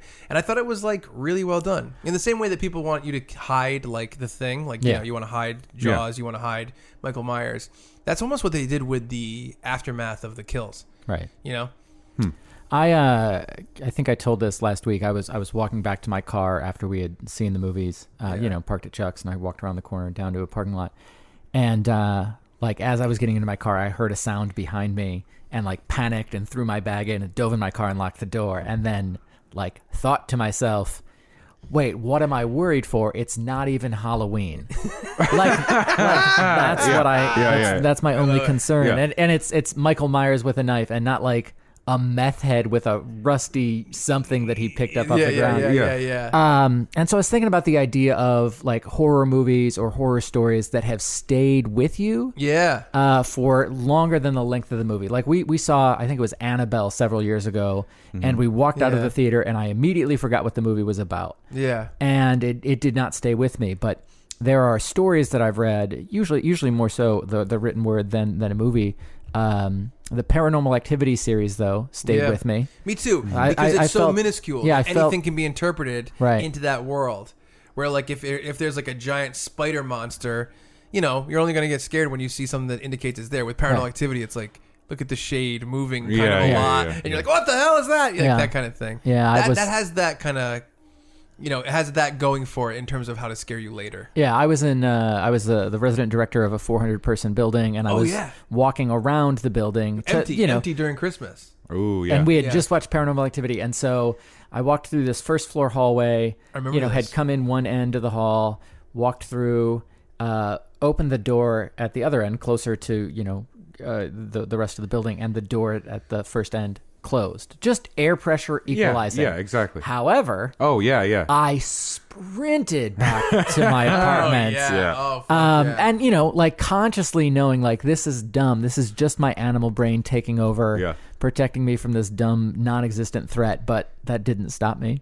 I survived the night, so good for me. That's I'm gonna be truthful with you guys. I have never seen a Paranormal Activity movie. Okay. Not a single one. Yeah. So never did. I've talked about with Brad, probably in the podcast, I'm sure, and you recently in Vermont, that whole thing about we were talking about the idea that like a movie like Halloween, a movie like Saw, is about a concept and a director, and in horror you really get to make something cool and independent. Yeah. I think Paranormal Activity really sits in that world and really For me, I think the marketing of the movie kind of made my choice for me. When it was marketed, it was one of the early. That's when you were getting the. I think that was the first like not black and white. The night vision of the theater audience. Sure. Doing the jumps. Yes. And I have a thing about jump scares. I think they're cheap. Yeah. I don't like jump scares. I'm a guy who like they just rub me the wrong way. I'm like I'm one of those like people where I'm like that's cheap fucking. Yeah. It's science. It's just a math equation of like put people in a small room. It's all black with a lot of speakers around them. Have a screen in front of them. Yeah. And you're literally flashing something in front of their face and making a loud noise. Right. Of course, everybody's gonna go, oh, jeez, Christ. Yeah. You know. Yeah. I hear that. Paranormal Activity is not. No. But the marketing of it, had all that stuff, and it gave the marketing of the movie was this is a ride. Yeah. This is a roller coaster that you buy a ticket for.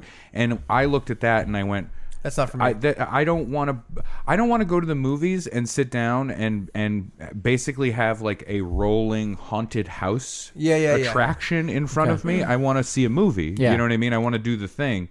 So I never saw it.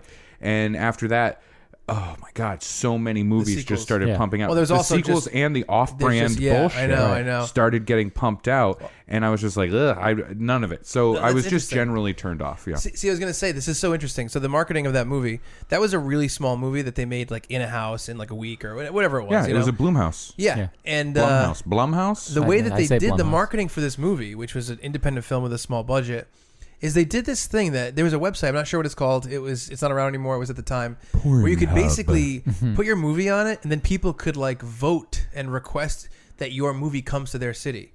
So let's say you had a release in California. Yeah. Or New York. No, those sites do still exist. Yeah. And so they were like, hey, everybody. And they kind of marketed that way for that general horror audience to be attracted to it. Because I know exactly what you're talking about. I remember the shots of the theater for the first time. I've never seen it before, but it was to get people to vote for it. Look, it's smart marketing. Yeah. I know it's not for you. I have a background in marketing. I think it's very smart marketing. Yeah. But for me, it just doesn't speak to me at all. Right. And I look at that and go, all right, no, thank you. The first Paranormal Activity, I think, is an awesome concept, much like the first Saw, much like the first Halloween. I'd say almost like completely devoid of jump scares. The movie is the opposite of that. Yeah. I think the only way to enjoy Paranormal Activity is in a dark room where you can experience the tension. And not because things surprise you, because it's small. Because it's almost the opposite of jump scares. Where Sure. You know, they put down the flower, and there's like the print in it that goes, and like you in the theater, people be like, and you'd hear those tiny gasps from everyone around you, and it was awesome. That was an awesome movie to see in theaters.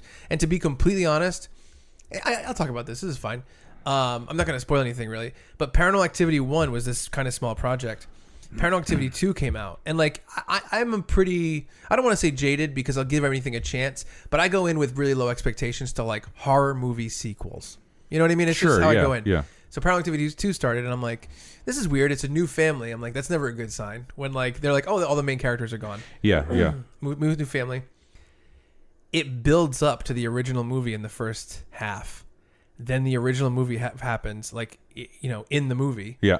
And then it continues for the second half, and the story continues. And it was like, I was blown away. I was so excited for the writing in a way that like not a lot of movies have made me excited for the writing. Did you feel the same way? Yeah, I remember being like, and is that why it stayed with me, or was it? Like it fills you with dread. Yeah. Like the audio cues and I think movies have learned from that. Yeah. And so absolutely, yes. You know, more current horror movies. So much of that is atmosphere, right? And that is in the format that it's being presented, like that, you know, it's not found footage, but it's mounted footage. You know what I mean? It's basically found footage. It is found footage. Yeah, you're watching this thing that is intended not to be a thing. Right. I would classify Paranormal Activity as found footage. Yeah, and Blair Witch was that thing. Yes. I don't remember all of the beats of Blair Witch. Right. But I saw that movie with my best friend. Yeah, that's a great. And we went to the fun? theater. Yeah, and we went awesome. and we were one of four. We were two of four people in the theater. Oh, we went during the day. Okay. And you're probably 13 or 12 years old. No, we were old enough because it was like a summer trip that we took together. Yeah. We drove down to Philly from Maine. Wow. And so you're like 16, 17? Yeah, let me fucking say it. Are you on cocaine? Yeah, just coffee. Yeah. Oh, sorry. Our 2 a.m. talks are exactly like this, by the way. Like, exactly, right? Close. Yeah. Close. It's a lot of me like slightly backing up a little bit. Yeah. Like, yeah, okay. No, yeah. So Let me tell it. We were probably like 16, something like that, and we went to see the movie. Yeah. And we had no idea other than the little bit of marketing that it had, right? Yeah. And it was marketed in that way. It was doing the thing of at that time where it was like, is this real? Yeah. You know what I mean? I love And it. that shit was going on, and we saw that movie.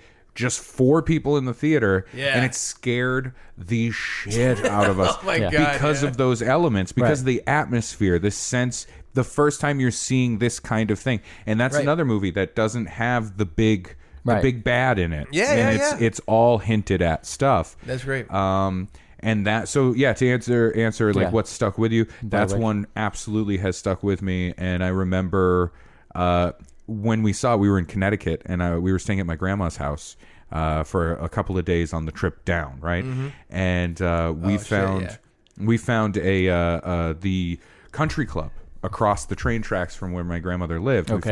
We found a path that went to the country club, and we used to play like ghetto golf, like that. We coined it street golf. Okay. Where we would just whack golf balls in the street and go find them and like have to just knock them around and stuff like that. Okay. So I love this. we grabbed golf clubs out of my friend Sean's trunk. This is the big opening scene of a movie, and at the Yeah. end, you're going to be sad, and you're not going to be friends, and me and Brad are going to show up at your house and golf clubs. All right, man. Yeah. And one Playing street golf. of you's Ed Helms for no reason. Probably me. Oh no. I would call that a downgrade. So we went over. We were sneaking over to the golf, the club, whatever. And we get over there, and we're playing golf and stuff, and we found these baskets of golf balls, and we were like, "Oh, this is Awesome. perfect." Yeah. Tonight, we're coming back to get God. these golf balls, because that way we can play our fucking dumb street golf all the way down to Philly. This is going to be great. So we went back that night, the night after we saw Blair Witch. And we are walking around a golf course by the woods, and there's a cemetery right next to it. Yep. And all of a sudden we start hearing noise. Yeah.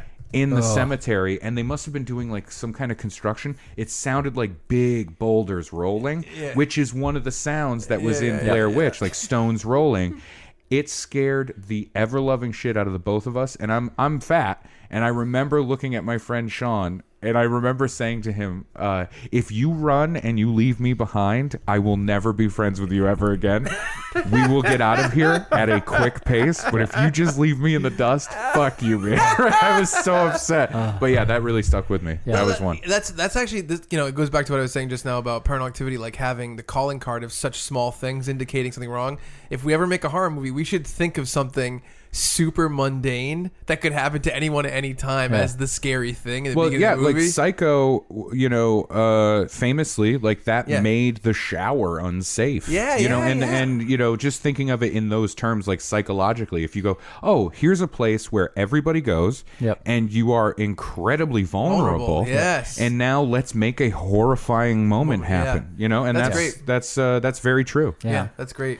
Yeah, Paranormal Activity, I think you should give it a shot. Paranormal Activity 2, I think it elevates the first movie. And then honestly, like there's 6 movies. 3, 4, and 5, what they decided to do is they said like, hey, let's just make this one big like television season, and we're going to put such a small amount of forward momentum in the story that people will keep coming. So I enjoyed seeing 3, 4, and 5, and they kept adding to the story in this very slow way with these very small films. And like in 3, they went back to 1985, and back then they didn't have cameras that could that filmed that much stuff and multiple cameras. Yeah. So the stuff was happening in the house, and the dad was like, I took the head off this oscillating fan, and I'm putting a camera on it at night to watch our house. Oh, so yeah. it slowly pans across the room. Well, then you have impending terror as awesome? it pans But back. isn't that a great device? Oh, sure. I was I was like, oh my God, it was so cool. Yeah.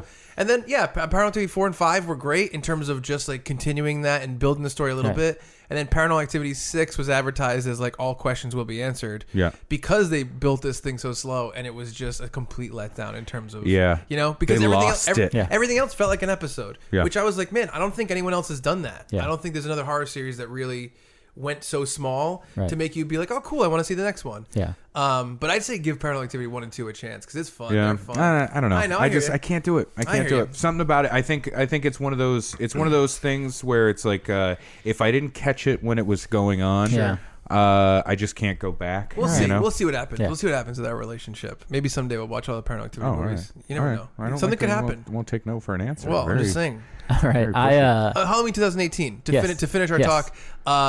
Super satisfying. Right. Great direction. Really went in places I didn't expect. Took some elements of the old series that were not advertised as being part of this. Right. And took them in a direction I didn't expect. Right. I thought the musical number was weird. Yes. But like well executed. Yeah, absolutely. Yeah. Well danced, obviously. Yes. Oh yeah. Well, with Lin-Manuel Miranda playing Michael Myers in this version. When Michael Myers started rapping. Blown away. But I really liked it. I did find out an interesting fact around the time of we went to go see this, and I think this is so interesting. I wanted to say on the podcast. When Jamie Lee Curtis came back to do, I guess it was H2O was the one that she was a main character in when she came back. Halloween 20 years later, that makes sense. She signed on to do it, and in her contract was a thing that she said that yogurt. She gets to kill Michael Myers definitively. Oh, okay. And Mustafa Akkad, who is the longtime producer of the series, he died in like a tragic, weird freak accident, and his family still owns the rights to the series, so they continue to do it. The Akkads are still at the beginning of every Halloween movie. In his overall production contract, Michael Myers can never definitively be killed. And that superseded her contract. So when they started filming, they had to break the news to her that had to be either she had to either renege on that or get off the project. Oh man! And so she had to stay. So she stayed in the project, but she was super bummed about it. Isn't that weird? Yeah. I was like, that's a weird. I mean, it makes total sense if you're a producer, money guy who's not a film guy. You just threw money at this stupid movie in 1978 that no one's going to see. Then it becomes this huge thing. Like, put it in your contract that the main character, who the point of every movie is to kill him, can never be killed. You know what I mean? I actually, that's what I put in the contracts for Be a Man when we were shooting that. And so, fuck you, God. No joke. Ray Harrington cannot be killed. I think I might be immortal now because it was a documentary and it said right in it, Ray Harrington, the subject of this documentary, Isn't that so can never funny? Be killed. I've never heard about like a production contract like that about the future of the characters. You know what I mean? I can't think of any other examples of that. Well, I think if you're making a movie like that, having that in the contract specifically seems kind of like a decent idea. I guess the only other thing I really know about that I also find weird is when Marvel sold out the rights to all their characters, like in the mid '90s for film rights. Right. They weren't specific about who got what characters. They were like, Fox gets X-Men and all the characters that are part of X-Men. Oh, yeah. And then later on, they were like, hey, wait, do they have Quicksilver? And Marvel's like, I don't know. And so they were like, let's just put Quicksilver in Avengers and the same X-Men movie that came out that summer at the same time, which is bizarre. So I say if you're a fan of horror or thriller or, Halloween in general, I thought it was excellent. I really think that they couldn't have made a better new Halloween movie. I thought it was weird that it didn't take place during Halloween. Yeah. I thought it was weird that it was a 4th of July thing. Well, how are they going to work a lot of the kills were covered up with fireworks. Well, it's also a sequel to The Grinch Hating Arbor Day. Yes. So, that's true. Yeah. But it was great. We watched Pet Sematary the other day. Gina was like, let's watch the original Pet Sematary. We watched that, which I'm going to get back to. I watched the movie Rings, which is the third or maybe third Ring movie. I loved the original movie, The Ring. I loved that movie. And Rings had a great opening scene. Awesome opening scene. And it was fairly disappointing. But it was fun. So the Halloweenies podcast we talked about. There's a new series that I've been watching on AMC called Eli Roth's History of Horror. And I've never seen a horror documentary that's more than about one series done so incredibly well. And I can't believe the people that are involved in it. And it's crazy because it'll be like Eli Roth sitting down with, the guy who directed, like Rob Zombie and like another famous horror director, and they'd be like, "Yep." And in 1994, this happened, and by this time, everyone was getting pretty sick of slasher movies and then it shows like a dark basement, and Kevin Williamson like lifts his head, and he starts talking about Scream, and that's how they introduce every movie series. Oh, that's funny. It'll be like, you know, whoever, Robert Englund, the guy from the Candyman, who I don't really know, and they'll just go into this super detailed discussion about why these movies changed at that time and what the type of movie they were changed. Like they did this whole thing about how Silence of the Lambs, no one would refer to it as a horror movie, right, because it was winning Oscars and it was almost like a dirty word. They were talking about the idea of torture porn and how like that came out at the same time that all those reports about like American soldiers torturing like people in other countries came out, and that Hostel was supposed to be about the fact that if you're an American, you shouldn't feel safe from that. Wow, that's what Hostel is about. Like, you know what's funny? Stephen King is in that. Yes, because I watched it, and Joe Hill's in it too. Yeah. Oh, did you watch? Which ones did you watch? I all of them, all three of them. What'd you think? It was good. Yeah, I really liked it. Good. Yeah. Like, hold on, I'm really sorry, real quick. Were you like this is shot incredibly well? How long? Yeah, I mean, it's a Talking Heads documentary, so you're not going to... There's no, like, behind-the-scenes footage. There's nothing like that. It's one of those documentaries that's an oral history, right? And that's fine. That's totally fine. I like that. But the amount of people... it's well done. It is absolutely well done. Yeah. I would love to see something like that with as much footage as possible. Yes, you know what I mean? agree, that would be great. Like actual making stuff. Me too. Especially when you're talking about, like, that era of like the 80s slasher thing that was happening where they were just pumping out garbage. I know. Canon Films was doing their thing. You know what I mean? All that stuff. Give me all of that. Me too. That seems great. This is a really well done thing where they take all the bigger names that you know, and then get them all together, and they run through the obvious questions that they're going to talk about, and then you put it together in post where it's like now we're doing this, and now we're doing this on a timeline. I think it's really well done. Yeah. What I wanted to say though was, I almost said Jonah Hill. Master of Horror. Joe Hill, yeah, right? Joe Hill, yeah. Joe Hill and Stephen King are both in the show. Yep. And they're talking to Eli Roth. Yes. And I lived in Bangor, Maine. Yes. Right? And I worked at the movie theater. Yes. I saw Hostel. Yeah. In a movie theater that was just myself and a friend. Yeah. And Stephen King and Joe Hill. Wow. Whoa, really? We were the four people in the movie theater. That's awesome. And Stephen King laughed his ass off watching Hostel. Yeah. And I was like, that's great. That made me like the movie. I was just like, that's fun. That's an awesome experience. Yeah, That's it was really cool. Experience. I mean, we didn't talk or anything. He was sitting further up front. We were sitting in the back, that kind of thing. That's great, and though. he's the shy guy, so if you... He'll skitter. you know? Well, I mean, he was like stalked. Yeah. Well, he's also very quiet. Like when I worked there, everybody was kind of like, it came down from on high too. Because I became like a third key kind of person there because I was just a projectionist and did the marketing stuff. Yeah. So it was like everybody had to tell the new hires, like, if Stephen King comes in, don't just treat him like a customer. Don't say anything about anything. If you have to, just say, I appreciate what you do or something like that. Leave it alone because inevitably someone will blow it, either a customer or a new employee. Yes. And then Stephen King won't come back to the theater for like 3 months. You know what I mean? And then he'll come back again. And it's like, okay, well, if you want that King business. That's so funny. Yeah. I mean, I agree with you in terms of like, it's funny because I will say the one error with the show is that the scope is so big. If you're trying to cover masters of horror, and you're going to make a 6 hour thing, you're going to basically have to go with these tentpole franchises, these moments. And so I do think that they cover those moments with like cerebral discussion. That's awesome. Oh, it's great. It's great. But I wish that I feel like you want to go deeper. You want to go deeper, and I also want to know about the stuff that didn't work. Yeah, I care about that stuff. Yeah. I think that's when you have to go like a specific, like slashers, and it's just a documentary about slashers. You can cover more of that stuff. Me and you, we're gonna pitch this to Lee, the producer of the project we've been working on.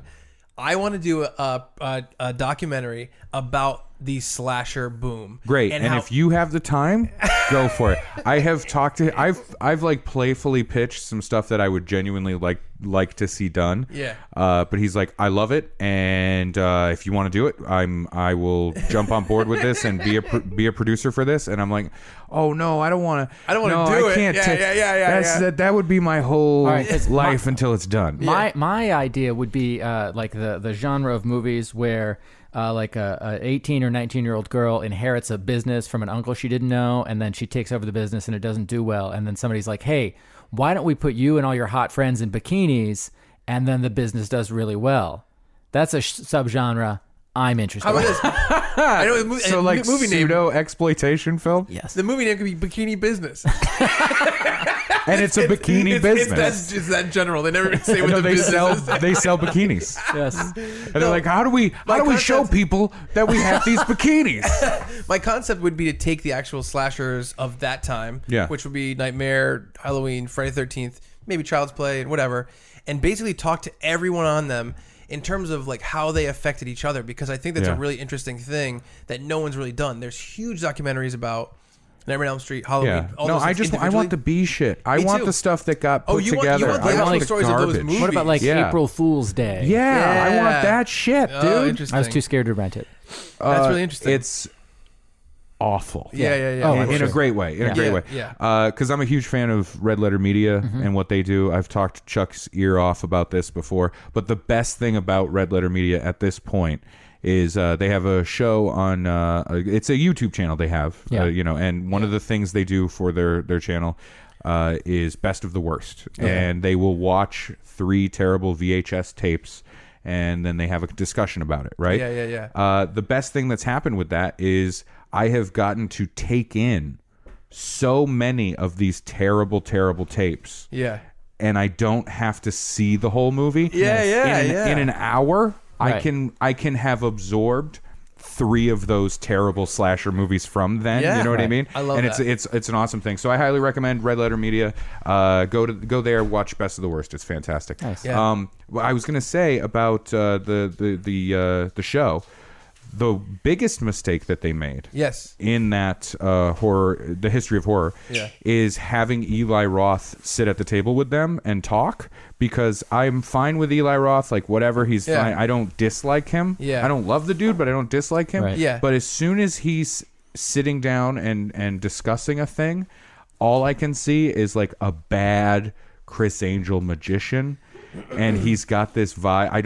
No. Doesn't he look like a off the strip? I haven't watched Las this, Vegas. so. He means in terms of just the way he looks as a human being. Yeah, I only really know. Like him? I know him from he Inglourious looks like Basterds. a guy who like retired from being a like goth skateboarder. Wow. I like Eli Roth a lot. I bet it's weird because the show is cut, but I wouldn't be surprised if he needed to be there to move the conversation along. Would this make you like him less if I told you this piece of information?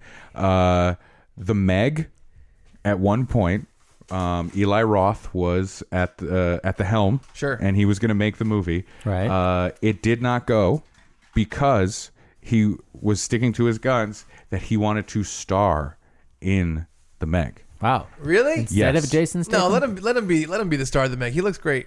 For real. Oh, the movie's been like batted around I'm sure. since the 90s. Really? Yeah. Wow. Yeah. George Clooney was originally connected to it. Interesting. Yeah. So does that make you like him a little less? That No. Eli Roth was like, okay, No. I'll make the movie, but I want to star in it. No, what if he has a reason for it? What if he has a reason? We don't know his reason. What is his reason other than I want to be in front of We it? don't know. Look, I look like a modern Chris Angel magician man. Let me be in the movie. Negative judgments of things unless I know all the facts. I know what you do. no, I get a whiff of something. I go, you know what I mean? And you know what doesn't happen to me? I don't get mugged. Yeah. How's that? You went down that alley and found a great new pizza place. I didn't go down that alley, and I didn't get murdered. You know what I mean? Nor did I get stopped in that alley by a weird-looking guy going, "Hey, pick a card," and I'm like, "Oh shit, it's Eli Roth. It's Eli Roth again." And then you walk into the pizza place, you order your pizza, and then you pick up the first slice, and there's six the o'clock, card, and you're like, and I'm like, "What is this?" And then he comes in, he goes, "If you had picked a card, it would have been. your mind would be blown right now." I wanted to do the Meg, and then a cloud of smoke is gone. I need that card back. Yeah, that one's special. It's the pizza card. It's the pizza card. So, in terms of Halloween stuff, that's pretty much it for me. The last thing I did was the Halloween walkabout today in Bristol, Rhode Island, which is the town next to my town in Warren, Rhode Island, where like all the businesses, give out candy and like invite people in to try their stuff. Yeah. And I want to talk about it because this thing happened to me. We were walking, and it was myself with Gina and her family, my girlfriend and her family, and there was a guy with a picket sign. It was like a picket thing, and he had his name on it. I'm not gonna say his name, and he's running for like what would you run for in a town? Like a town selectman or town council, whatever. Yeah, counselor. And I was mayor. Like, and I looked at the guy, and I'm like, I hate that motherfucker. I know who he is, and I fucking hate him. Wait, didn't you just give me shit about being like, I don't think I care for... I said, I don't... It's not that I dislike Eli Roth. It's just he looks like I grew up Chris with this Angel. person. Oh, okay. I just sorry, I took it as like, hey man, you got to look at the positive on everybody. And then I see this motherfucker. Thinks he can be a town counselor. Handing candy to children. So when I was 8 years old, okay? All right. He was my friend when I was in third grade. That was fade back. Right? What should I give him as a fake name? James. I'll give him James. He was my friend. I went to school with him. And he was kind of a dickhead. Always going around going, I'm going to be a selectman. He was a dick. And, you want to be my comptroller? I'll say this. I'm going to say this. And like, this is not why I dislike him, but I think some people would dislike him. Every Friday, his parents picked him up from school and took him to Toys R Us for a toy day. And he spent $100 at Toys R Us. 100 a day. You know what? I will say this. Maybe I'm making up 100 a week, but it is a lot of money. Because he would take me with him, and he would just pick out as many toys as he fucking wanted. I can't get off if you're not watching. And I did go with him, and he had this, this house with like 1 billion toys. Whatever, that's fine. I'm not going to judge him. I'm not going to judge him. Exaggeration. So we're driving in Bristol one time when I'm 8 years old, and I'm in the back seat with him. Thank my God. mom is in the car. I thought you were driving. Mm-hmm. My mom's in the front seat. His mom's in the front seat, the other seat. And we passed the Topside sign, which is a bar that used to be in Bristol.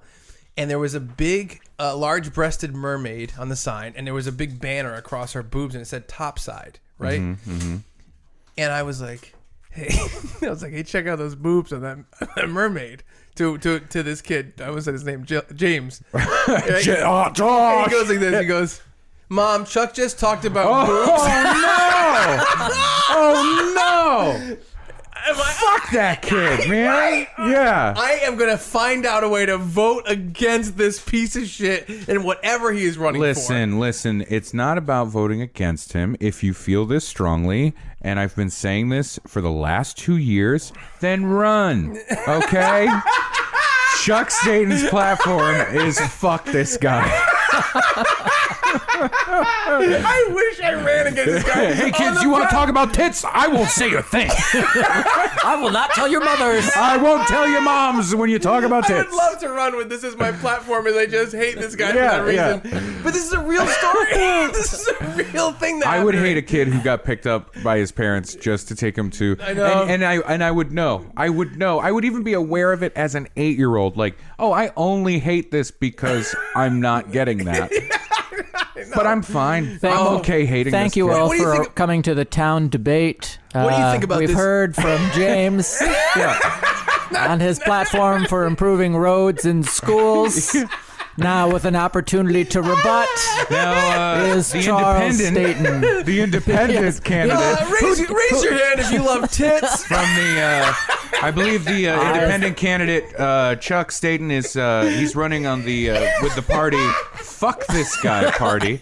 Huh, all right. Raise your hand if you love tits. Raise your hand if you'd like me to tell your mother that you raised your hand. Oh, you start your speech with like, look, when you were 8, guys, when you were 8, you looked at tits, right? You looked at tits. It's like, where's this going? Where's it going? If there was a judge, he'd be like, I'll allow it, but let's see where this goes. You know what I mean?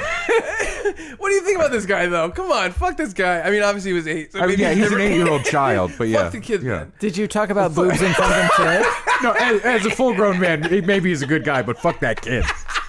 What? Did you talk about boobs in front of him today? And he's like, hey. Yeah.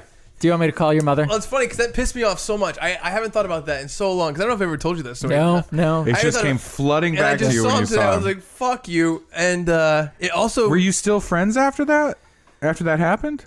I don't remember. I mean, it's weird because I went to school in Bristol and I left school right around that time. When he was a new kid, I went to a private school. And it was just... Yeah. So, okay. I'll say Chuck's mom pulled him out of that school because she's like, I don't like... Talk. Yeah, all that titty talk it was the tattling. The tattling on the titty talk. The titty tattling. Yeah, right. So it made me remember this other story. When I was like 6, you're going to fucking hate this. When I was 6... I like... what a great way to start this. Ray, don't make a snap decision about Eli Roth. Listen to the story. You're going to fucking hate it. You're going to be dumbfounded. You got so many questions. You're going to vomit halfway through this story. Get a bucket. But were you friends with him before you tell the 6-year-olds? Because now you're going further back. You're doing a prequel to the original story. I don't remember really talking to him after that. But kids picked on him, and I think it was like I didn't care anymore. Like, his ass... You walked away. Oh, God. Evil happens when good men do nothing. And he's just like, you shouldn't have said shit about those tits, dude. Like he was sitting, I remember. I'll be honest, though. If I was sitting in the backseat of a car at 8 years old and I said to another kid, like, hey, did you see the boobs on that sign? And that kid said to his mom and my mom sitting in the front. So that's my mom and then also other lady and said... Ray's talking about boobs back here. My only response would have been to open the door and jump out of the car. Yeah, be like, oh, well, I had a good run. See you guys later. I know. I like to think it's that Chuck... mortifying. Chuck is, I know. Chuck is so mad at this guy that the beginning of Mystic River happens. Chuck's like, nope, see ya. Bye. Ray, you're like my second whenever we run for the town council. No, I don't think that's how that works. Okay, step one. I think basic civics is step one for you. Independent candidate, Chuck's in. And sidekick. Yeah. I don't know. He wrote the number one man. It just says number one man.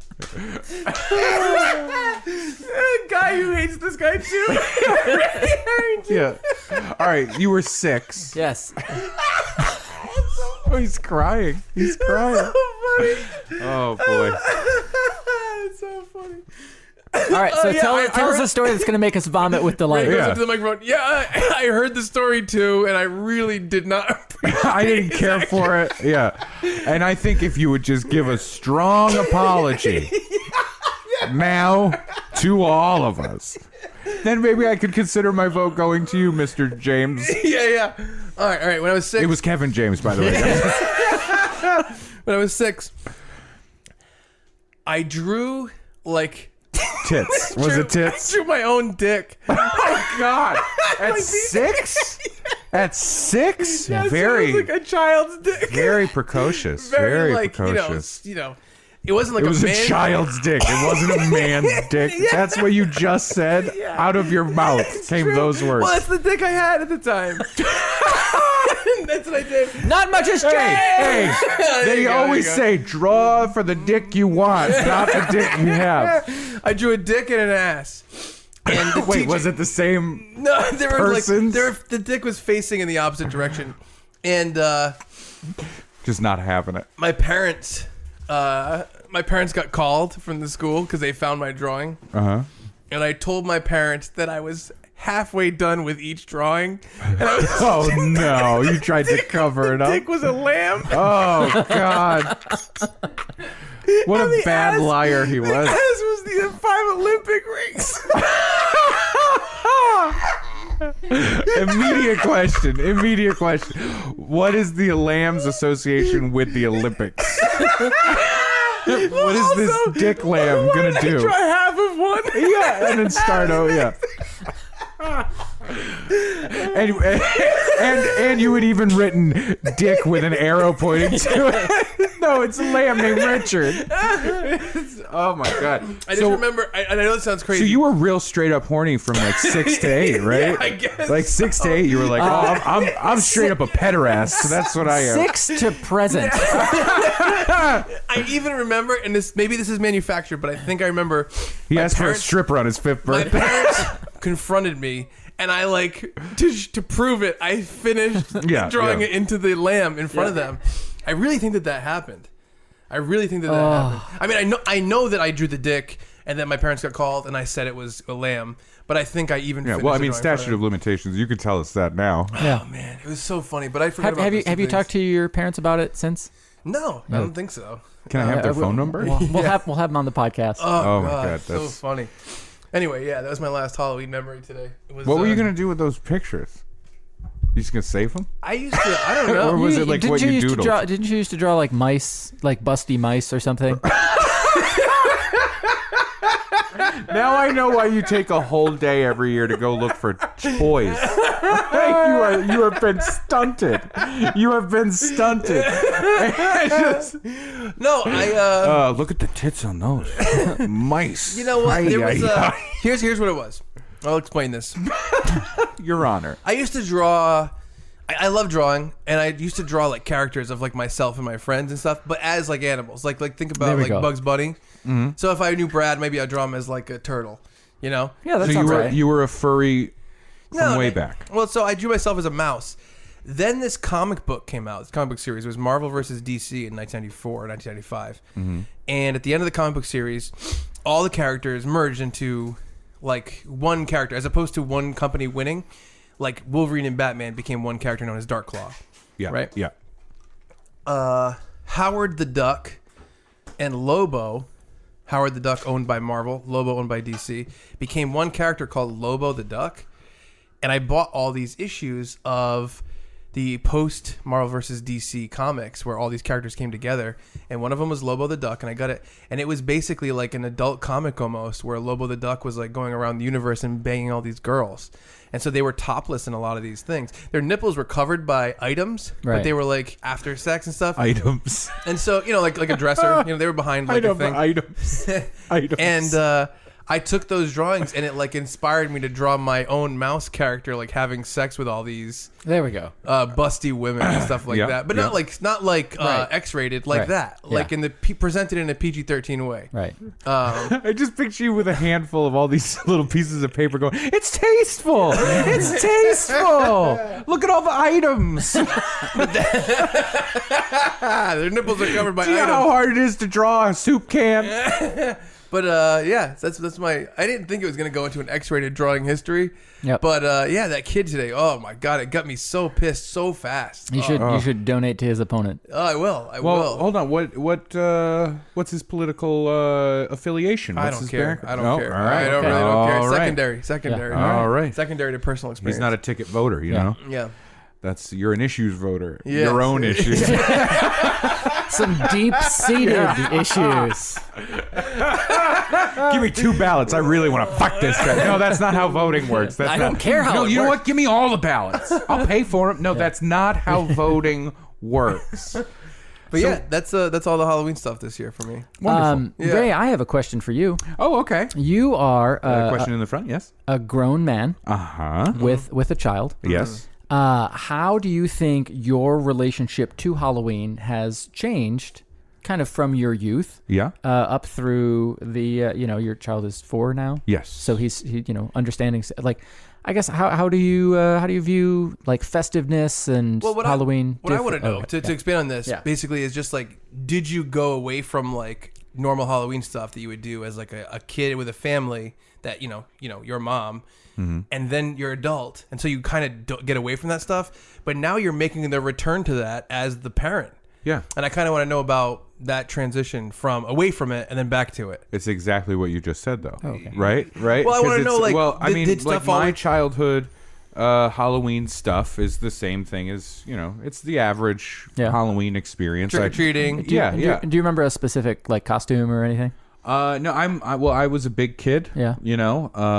So like as soon as like right before puberty, I like shot up in height and started, getting to be like a bigger kid. Right. So like Halloween costumes were tough, and my mom didn't have a lot of money, and I was the broke kid. You know what I mean? So for me, usually a Halloween costume was like a mask, and then like black sweatshirt and sweatpants. You know what I mean? Like it was that kind of thing. Yeah. When I was a kid, I had costumes very, very cliche 80s kid stuff. I remember there was one that was like a Care Bear. Oh like that awful vinyl kind of thing. You know, I did like a zombie. All the things. Like then you get to that age and you're like, oh, it's all blood. You know what I mean? It's all dead stuff. And I was doing that stuff. I would go out with my friends. It's the same. It's the very traditional. Just we would go out. We would see what we would do, and we would hit like the more expensive neighborhood. Yeah. And we would find the full size candy bar houses, and we'd be like, "Fuck this! Keep going, keep going, keep going." Yeah. All that stuff. And then I do remember there was a period of time, like the first year that I was old enough, where I think it was the first license year. Right, like my friend Sean got his license, I think, before the rest of us because he was a little older. Yeah. And I had to stay because my mom was working. I had to stay home for a little while she was at work, and I had to hand out the candy. Oh yeah. And I wasn't going to go trick or treating, but I was going to go hang out with my friends. And that's the thing you do, high school Halloween thing. And I remember being like so pissed off that I had to hand out candy. And then my friend Sean came over, and we were stuck handing out the candy, and then I was fucking around and like driving a moped around the neighborhood with a mask on, and then my mom was pissed. And I remember her saying, like, you have to hand out the candy, because if you don't, that's when they fuck with you. Like, she didn't want to get like TP'd or whatever, Trick or treat, Ray. Come on, Raymond. Yeah. That kind of thing. But I had a very traditional experience with Halloween. Did you like it a lot, or were you? Oh hell yeah, I loved Halloween. I've always loved fall, and October is my favorite time of year. Halloween is such a fun time. When I lived in York, Maine. There's York's Wild Kingdom. They have a haunted hayride. Nice. A whole fun experience. It's out in the woods. It's great. That was a lot of fun. I volunteered for the haunted house at the community center in Kittery, Maine, and did that kind of stuff. Never a good mix. If you're doing a haunted house, don't have other kids volunteer. Mm-hmm. That's a bad idea, because then they see kids that they know. Yeah. And then the kid, I just remember this one girl going like, "This isn't real," like that, and then making me both humiliated and really angry. You know what I mean? Oh, it's not? Oh, you want real? Yeah. Yeah, but I also remember being consciously aware of like, but sure, it's sad that I'm volunteering here, but it's sad that you're going through it. Yeah. I'm here for the fun thing that's happening. Yeah. You're going through it. You're too old for this. That kind of thing. After that, I mean, college, like, then it just turns into that. It's the same experience everybody's had. Then it goes into party atmosphere and dressing up for other dumb stuff, and hanging out, fucking around and doing all that stuff. And now with my son, like, he is more excited about it. Like his first year, I can't remember if we actually took him to any doors. I think we might have gone to like just our direct neighbors' houses with him, because at that point we had to carry him. Right. And he was a baby; he had no idea what was going on. Yeah. And then 2, I think we went to a couple of houses, and he was Calvin from Calvin and Hobbes. Nice. And that was great. And then 3 was last year. He was Thomas the Tank Engine, and he went around and he got it. He understood what was going on. And this year, he's like super excited to do it again. Yeah. I am just so grateful that my son is like well behaved, because he's nice, because I see these other kids go up to the houses and they'll trick or treat. And now I'm a parent, so I see it on the other side. Yeah. So I'm not that kid. Now, when those kids that I was trick or treating towards the tail end, when those kids come to my door, I just want to be like, go fuck yourself. Yeah. You're a full grown child. Get the hell out of here. You know what I mean? This is not for you. Here, take this. This is uncomfortable for everybody involved. Because there are some people that come to the door and I'm like, what are you doing? Let me see your ID. You know what I mean? Yeah. But and you know, there are a lot of kids, like the younger kids, that are just assholes. They're little assholes. Yeah, they're greedy. They don't say anything. They're shitty. They don't say fucking thank you. Yeah, exactly. And it pisses me off. To see my son go up and take the candy, and he knows, like, he's trick or treat. And then he will wait for the candy, or if they say take a piece of candy, then he'll take the piece of candy, and he always says thank you, and then he waits his turn, does all the things.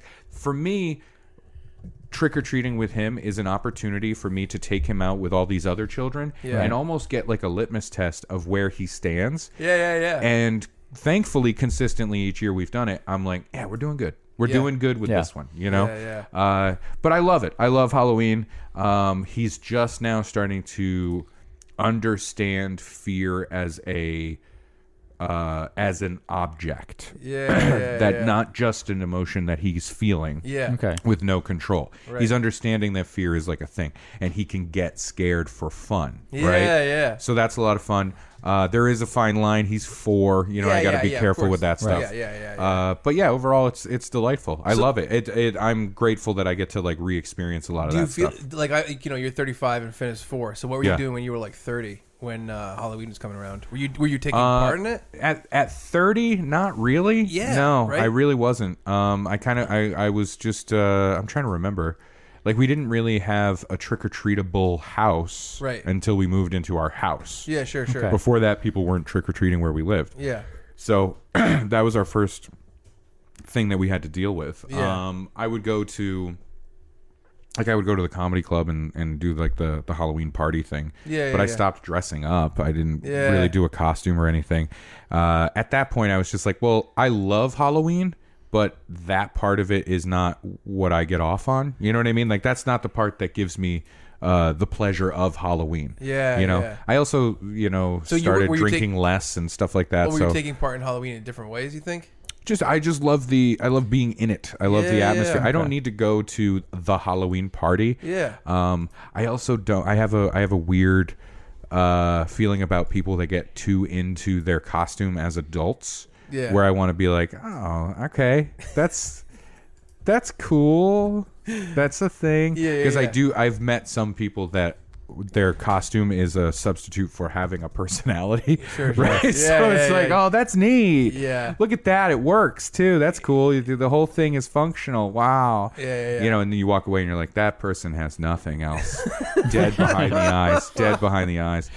So I didn't do that kind of stuff. And I was with my wife. I was married. I'm not trying to like hook up on Halloween with somebody, you know what I mean? So I did all of that in college. I got that all done. So see, it's interesting. I feel like I got weirdly personal. Well, I feel like I feel like I got away from like celebrating like stuff like that, like Halloween, like in terms of there's party Halloween, and then there's like the rest of like Halloween. Well, you think about the stuff that I just mentioned. A lot of that stuff is traditional Halloween, but none of it is really Halloween party stuff. It's almost like more like a family Halloween kind of. Sure, you know?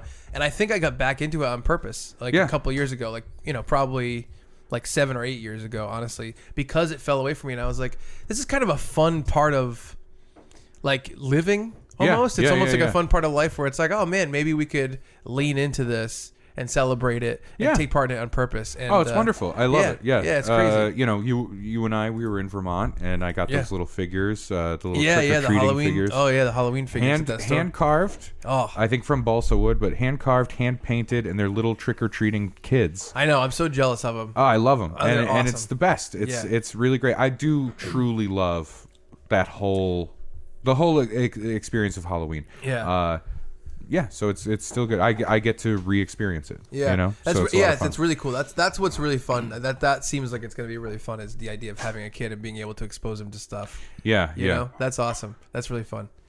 It's funny too, because like, we kind of live in a different era of communication than like our parents in general. Yep. So it's like there might even be a time where like, you know, you introduce them to like your favorite like horror movies, which to me like was not a part of growing up. You know what I mean? Yeah. But now it seems like it makes sense. Oh, totally. I'm already trying to like I start to is feel the beginning of the wheel spinning. Yeah. My big one, the big win for 3 was Home Alone.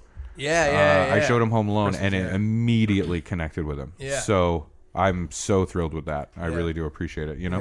Yeah. So, Halloween's a good time. That's what great. You asked a question early on with like what horror thing really stuck with you. Yeah. And you never answered that question because I have one. It's not a movie, but it's one that has stuck with me forever and ever and ever. Yeah, I had a couple short stories. Well, the short story N by Stephen King in the collection Just After Sunset.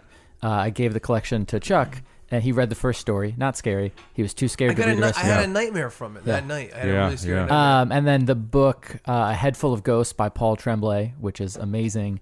And then The Troop by Nick Cutter. But that was like, it was so descriptive in its gore that's kind of what stuck with me more so than the story itself. But like, you know, both N and A Head Full of Ghosts deal with, is this supernatural or is this mental health? Like, is this realistic? And that seems as terrifying to me as anything else. Yeah. Because the idea that your mind can betray you like that, and it's real to you, but but no one else. So super. That's the fucked up thing is the guy with the sign that Chuck saw earlier today. Gina didn't see it. Yeah, no, I talked to Gina earlier. And it was a small child with a sign that it was just like raising money for a little baseball league. Chuck had to be held back. Chuck was like, "Fuck that guy! Yeah, it was messed up. What about you? What's well, hold on before you say yours because you brought up reading, right? And mine, the one that sticks with me to this day, is a book called House of Leaves. I didn't know we were going to talk about this. House of Leaves is written by Mark Z. Danielewski. Wow. Please double check that if you Quite can. a name. I was trying to remember.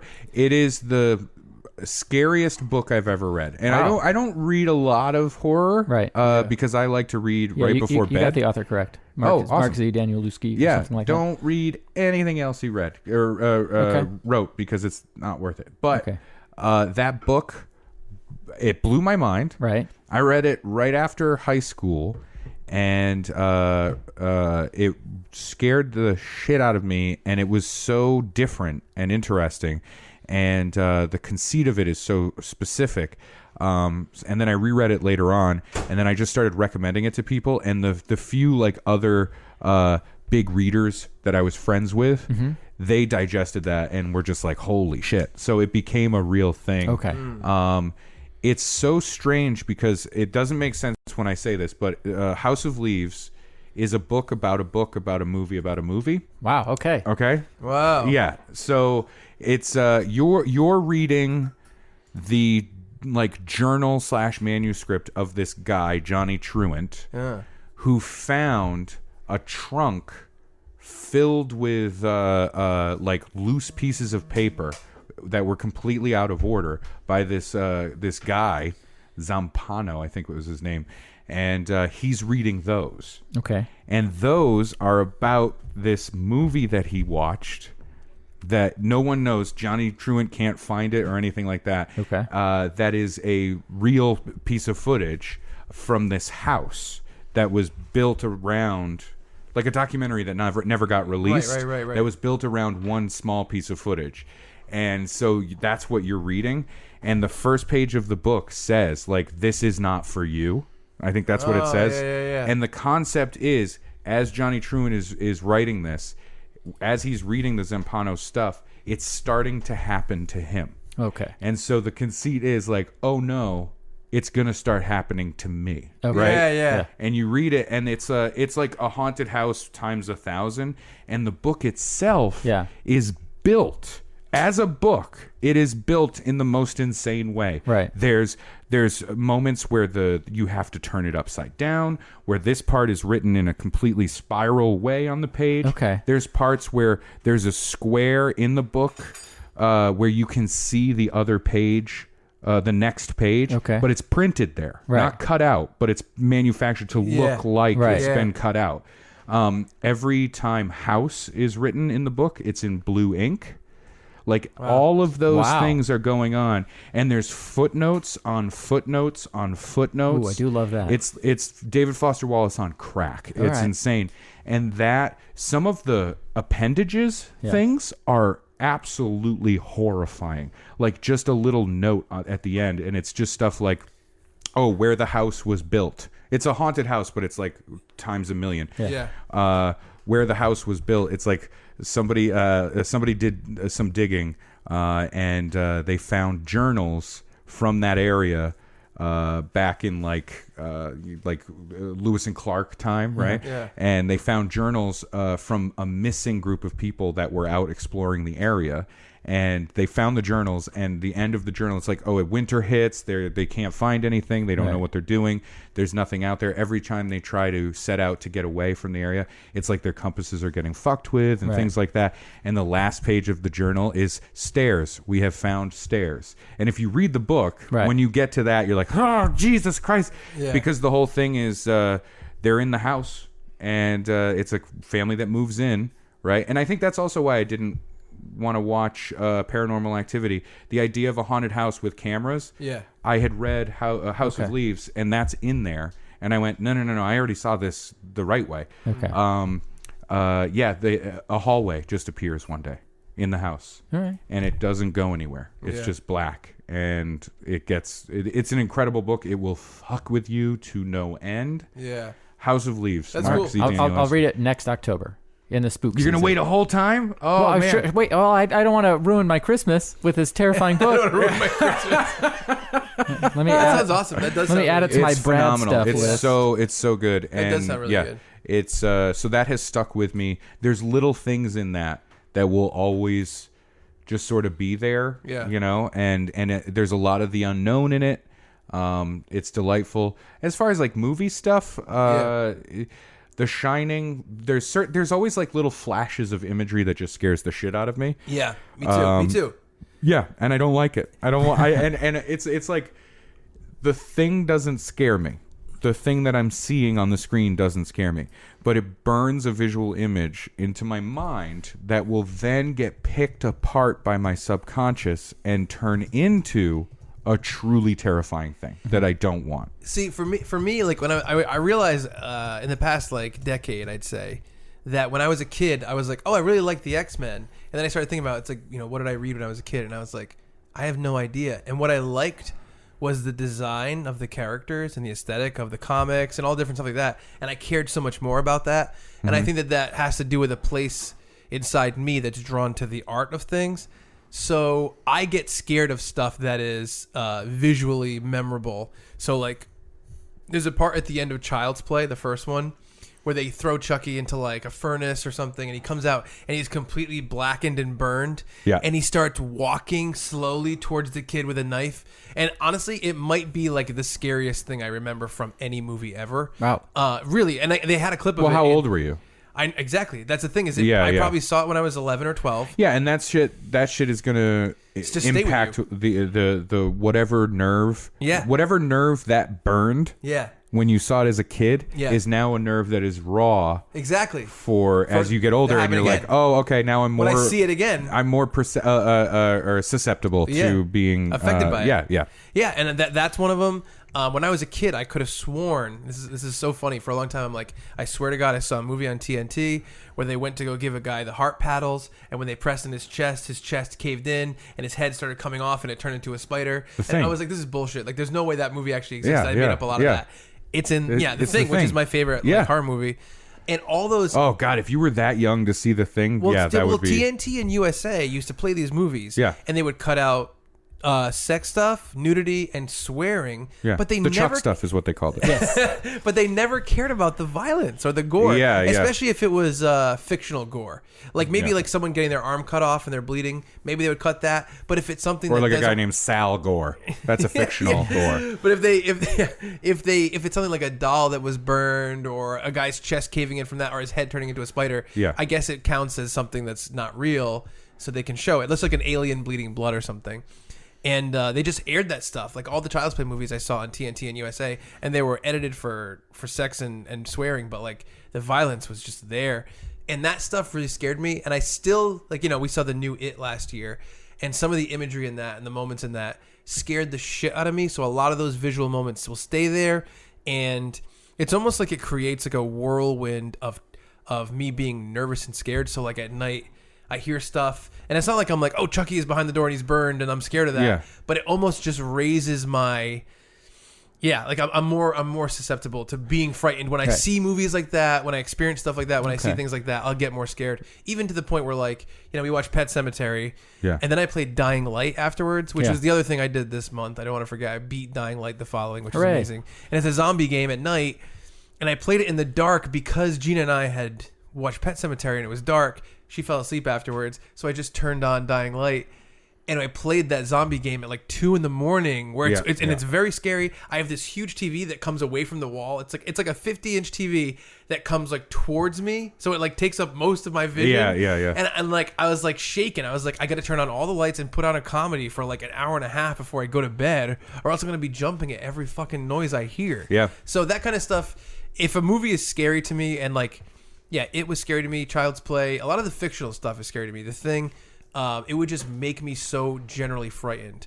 And I will say, like, when I go in the basement to do laundry late at night, if I just watched It or just watched Halloween, I will picture like Pennywise in the basement or Michael Myers in the basement, and that does specifically frighten me. I usually just go. My subconscious goes, yeah, that's pretty scary. The thing that you see, and then my subconscious just goes, oh, but you know, it'd be more scary. Oh, but you know, it would be more scary. You know what I mean? And that fucks my head up. Of course. And it'll just sort of be there. I remember being a kid. One of the things that affected me the most was the TV remake of The Shining. Yes. Okay. That came out, and I knew I was visually very susceptible. I was a big pussy when I was watching stuff, and if I saw scary stuff, I'm like, no, I don't want to see it because it's just going to be in my head.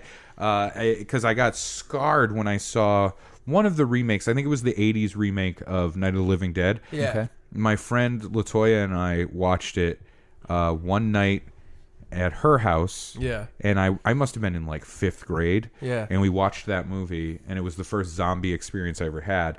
And then I had to go back to my house. Oh, I ran so fast back to that house. And I didn't sleep that night. I was so upset. Yeah. You know what I mean? Like it really bothered me. Like 5th grade, and I was just like, I can't do it. I can't. I had the lights on, everything. Yeah. So I just knew I was like visually very susceptible to that stuff, and just a pussy. I was a pussy. Yeah. And then my mom was terrible because she would get annoyed if I got scared as a kid, and I wouldn't go to sleep, and she'd be like, if you don't go to bed, I will scare you more. Yeah. And she would start to do it, and she had little things. She had little squirrel like that she would torture. almost little like ghost story-ish kind of things that she would tell me, and I'm like, why are you telling me these things? This only fucks with me. A scary stories to tell in the dark also scared me. Oh, that just made me think, because the combination of the drawings and the stories. Oh my god! When I was in 3rd grade, I lived in York, Maine. I rode my bike one day during the summer down to this like little bookstore. There's this little mom and pop bookstore, and it was a long hike. I remember finally getting out there, like, oh man, I rode my bike all the way out here. This is cool. It's like a whole new neighborhood, new town or whatever. And then I rode my bike all the way back to Short Sands Beach, and I was gonna hang out there. And I had bought Scary Stories to Tell in the Dark. Nice. And I sat down at the beach with my bike, like already, like, whew.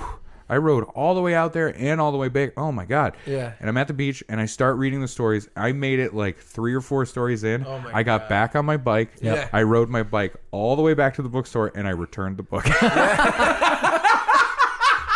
I love that. Yeah. You returned the book. But I was in 3rd grade, and I was just like, well, I gotta get rid of this book. Yeah, this story is scarring me as we speak. Yeah. Then I read them later on, like when I got older. But yeah, it scared the shit out of me. So I was watching the Shining, the remake. Yeah. As a kid, I think I'm at like 5th grade, something like that. Yeah. And I'm watching the movie. And I know it's on TV, and I'm like, I know I don't want to see the lady in the tub. I just don't want to see the lady in the tub. I'll watch this, but I don't want to see the lady in the tub. Yep. And so I had, back in the day, your remote had the last channel function. You could hit it and switch between two channels. Yeah. So I had something safe on one channel, and then I had that on the other. Right. And I'm watching it, and anytime they went towards that hotel room, to whatever. 231. Yeah, and I was just like, nah, okay. 237. I would flip over Yeah. to whatever else I was watching. Yeah, bikini business. Yeah, Bikini Business 2. Coolio was in that one. Yes. And I flip back, and they're just having a conversation in their the part of the hotel that they live in, that little room. They're having a conversation. I'm like, okay, it's safe. Yeah. I'm good. I made it past that whole thing. Right. Yeah. And in the remake, in this TV remake, Jack's wife says, "What did you see in that room?" And then it cuts to his face, the fucking guy from fucking Wings. All right? It cuts to his face, and he goes, "What?" And then they flash a shot. Yeah. To camera face, just a close-up face, like a jump scare from like 2002 on the internet. Yeah. It's just her going like that at the TV. I got internet jump scared at 5th grade, and it's just this green face. And I remember being like, it was a jump scare, and I just I got terrified. And consciously, I was like, why'd they make her so green? Because I remembered the horrible scarring that had happened the first time, where I was like, oh yeah, but she's just sort of melty. And I'm like, why'd they make her green? And for like a week, I would just lay in bed, and I could see from my door across the hall to the bathroom. Oh God. And I would lay there and just look at the curtain, the shower curtain, and I would just be like, yep, she's gonna open the she's gonna open it right now. Yeah, that's awesome. Right now. Right. Yeah. That's me. Now. That's and me. that's what would happen. It scared the shit. So one of the scariest things that's ever affected me was the fucking TV remake of The Shining. For that jump scare. Just like, and I'm like, oh God. Yeah. You know what I used to hide from? Every time I closed my eyes and I blocked it and I watched it every week, was Are You Afraid of the Dark? They would do a whole part where they go through an attic in the beginning and there'd be like a dummy. I would always look away and not look at it. I never look at it. You know what's great? To this day, I would look away. Are You Afraid of the Dark was so great because it was like skirting fear. Like it was.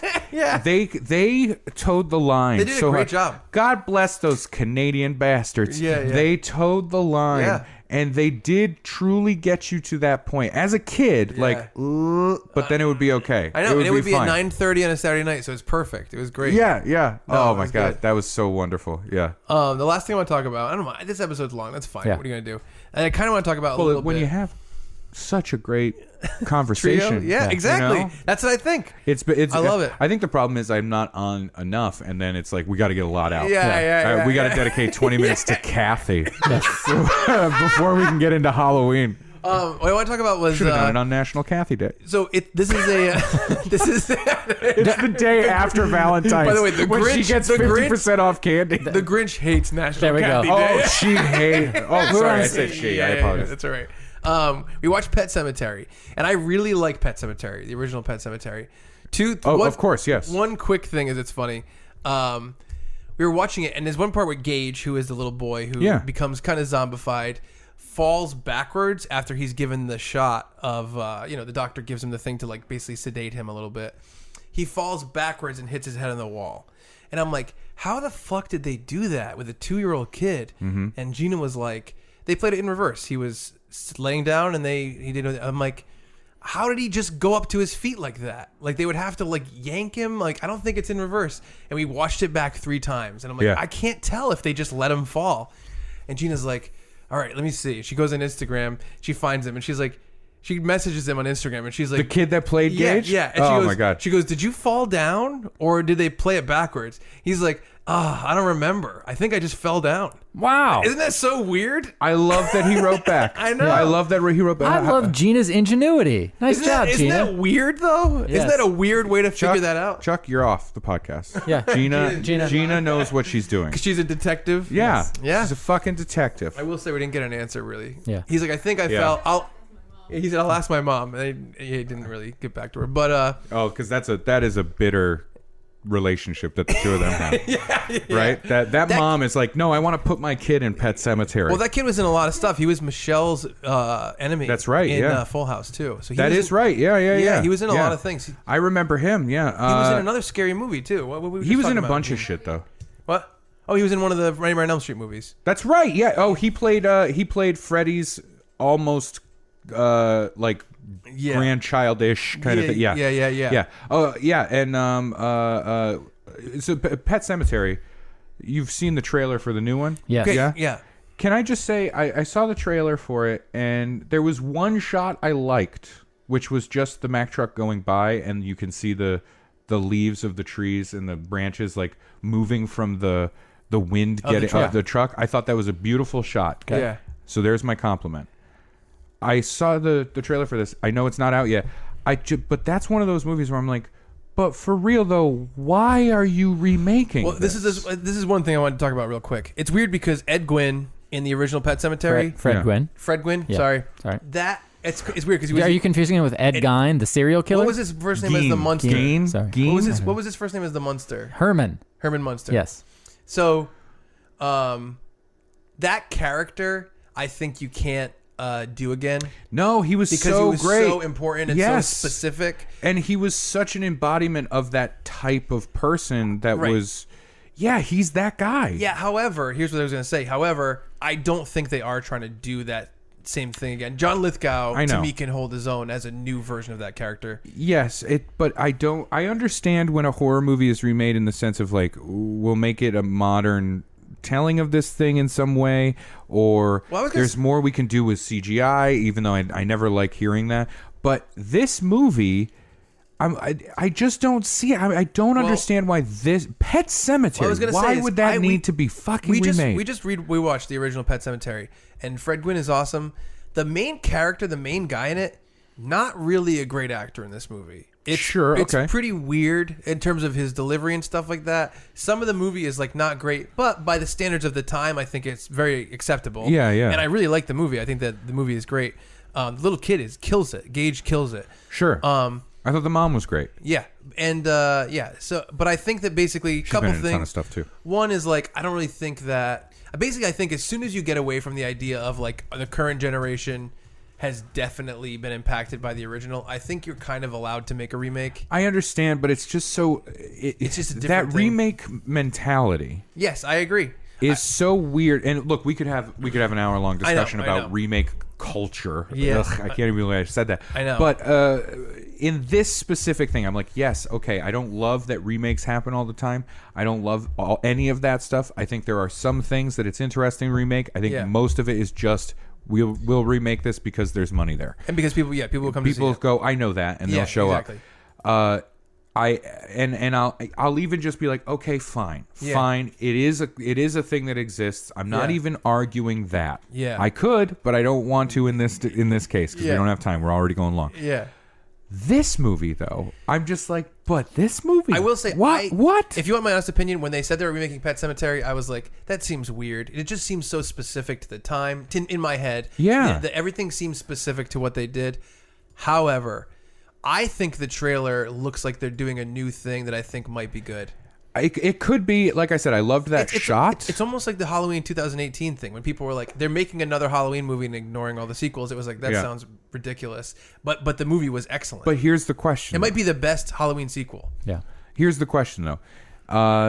At what point when you do a remake, especially with something like this, where it is based on someone else's work, right? It's a Stephen King story that they made into a movie. Mm-hmm. At what point, like, you can say this held closer to the original story that he wrote, right? You could say that. I know a lot of times when they do remake a Stephen King thing, they will always be like, but this is closer to what he wrote. And then 9 times out of 10, it's like, well, there was a reason why the other one wasn't as close. You know, like The Shining. You know what I mean? Like, there's a reason why The Shining was different, and Stephen King. I mean, they are making Dr. Sleep, though, so... That was I know, I heard. Yeah. And it's like a weird kind of thing. But so you can say that. The other thing, my point though is like at some point you have to recognize that the thing you're remaking, because The Shining exists at the time it exists, and it was made then, and it has these things. Yeah. If you do remake it and just keep the story, even if you keep it the same story and don't say, oh, it's closer to the original short story that it's based on or whatever, do you lose the other side of it, which is the time that it was made and those things? Do you lose part of the actual essence of the movie? How much of a movie you know it as a filmmaker, you know it as a film viewer and appreciator, right? Yes. As an intelligent person that takes in art. Yeah. The script is 1/3 of a movie. Right. It's 1/3 of a movie. The shooting part creates a whole new element to the movie that no one expected, and then the editing process and the post process creates a whole new movie that no one expected, and that's when you get the movie you're making. So the script is one thing, but like the era, when are we going to recognize that a movie made in the 80s, to remake it, has to at least understand that the fact that it was made in the 80s is an integral part of that movie? Well, there's the question of also, like, you know, not that this is exactly comparable, but like the idea of like 21 Jump Street, and like if that's a great example of how far they can pull an original property to a different direction, there's such a huge gray area. But 21 Jump Street, it's not a one-to-one. It's not a direct like remake kind of thing. Well, I mean, the fact that it's called 21 Jump Street almost creates a world where that's acceptable as a one-to-one. Sure. So in other words, like, to me, they could basically do whatever they want and change it a lot. Like when you think of like The Shining, I think especially is like, to me, maybe the best example, or Jaws, of like a movie where if they remade it, you'd be like, how are you going to remake The Shining? How are you going to remake Jaws? And this kind of Pet Sematary, I kind of felt like that too. Why is the shark so green? Why did they do a close-up jump shot? Like Quint, what did you see on that boat? Chief Brody, what's going on? And it's just like, the shark is going on. The shark has a tongue. Yeah, sharks don't have tongues, man. So I understand that. However, I feel like, you know, they basically can make a very different project, and you can't really judge it until you see the project. No, I know. I'm talking in terms of like a discussion about film. Like, well, you know, my take is basically I wish they would just do original stuff. And I was telling you in Vermont, like, even the stuff that's great, what it kind of does is reinforce the idea that we can just continue to rotate the same properties all the time, which I think is bad in general. Yeah. Which is hard. I know. I also think it's tough because reboot culture exists. I don't know why I keep saying, because so many reboots happen. Yeah. It is now a normal thing. It's been normalized to a point where no one has to answer the first question, which is, why are you remaking this? Right. Yeah. Because that question's already answered. Yes. Which is a shoulder shrug now. Yes. Which is like, well, because we can. Everybody's doing it. Yeah. And I think it's interesting how many of these remakes would exist if they were the first remake. Yeah. If it was the first time they were remaking something where they would then have to back it up. I know. Go, no, we're remaking it because XYZ. I know. Does that make sense? Yeah, it totally does. Yeah. It's just a different world in terms of people wanting to take risks and saying, well, if we make general new horror movie, we have no idea what's going to happen. If we make Pet Sematary 2019, this amount of people will definitely come to see it. And that's of course. Yeah. So here's my fun podcast question for Pet Sematary, since we went down this diatribe, and I'm very sorry. It's all right. If you could put anything, just think about this as far as podcast content. All right? Yes. You get a corpse. Yeah. Oh, boy. You stick it in the Pet Sematary. You know? And I think now they're going to have weird, like, tribal dancing from children in a trail somewhere. From the trailer. They're drumming. Yeah. You know, they'll do that whole thing.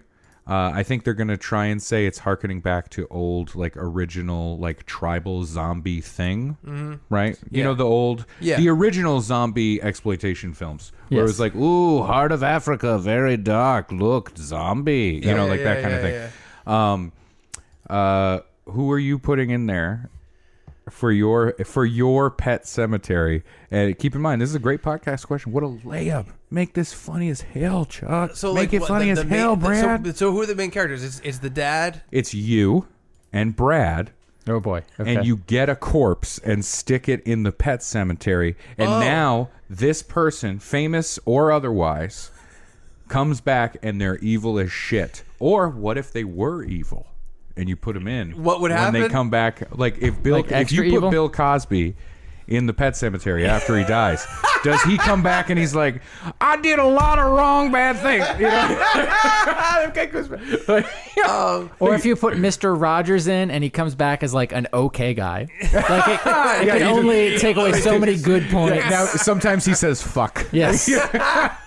It's funny. One of the things that I always wanted to do is if we ever had like a TV show or a movie or a continuing thing, like Brad and I having a fictional comedy universe, I always said I wanted to have some stuff from other movies exist in the universe. Of course, yeah. And so like one of the things is in Halloween 3 Season of the Witch, one of the stones from Stonehenge was stolen for the mask company to make the thing. I want that stone to be missing from Stonehenge. Yeah. And I want us to kind of come up to problems once in a while and be like, there's always the Pet Sematary. Oh, that's fun. Isn't that awesome? Fun. Isn't that so funny? Yeah, that like is the fun. idea of just having that. Yeah. I don't know, man. That's a hard question. Bringing someone back to life and they're possibly evil. You know, they're gonna be evil. You know what? It's called Pet Sematary. They're not coming back and you're like, oh, this one works out just fine. To me, the comedic bringing in my head is like most famous person you could think of. So maybe like Elvis or Michael Jackson or someone super famous because then they're stuck in the spotlight. Yeah. Being a maniac. Yeah. Oh man. It's like, man, like you thought Shia LaBeouf was bad. Like now we're dealing with I love the idea with of reanimated Elvis. Like Michael Jackson comes back. I mean, his first act of being evil is to just be like, actually, these things did happen. Yeah. Right. He just does that. No way. His first act of being evil is that he comes back as a zombie but refuses to do the Thriller dance. I love the idea of like somebody super famous though, like an Elvis or something like that. Right. And then you are forcing them out on stage to perform. Yeah. And you just have enough people around. Like if the kid in Pet Sematary, if there were enough people around, right? so If you funny. had a SWAT team, that kid is not a problem. That kid's not a problem, right? Like if that kid had been just a little younger, even at that age, if you knew what was up in Pet Sematary and little Gage is running around with a knife saying, I played with mommy, now I want to play with you. You would punt him in his big toddler head. And he would go flying. You're like, problem solved. He's very small. But it's the love that the parents have. Yeah. I get that as a parent. I'm like, oh great, I'm gonna die from my evil child. Yeah, right. I'm gonna try and punt him, and he's gonna slice my Achilles tendon. Yeah.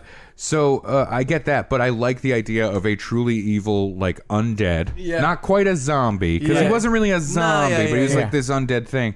I like that, but now there's just like like a high tech, security team around the edge of the stage, and they just tase him out there, and then he's out there and he performs. And it's like no.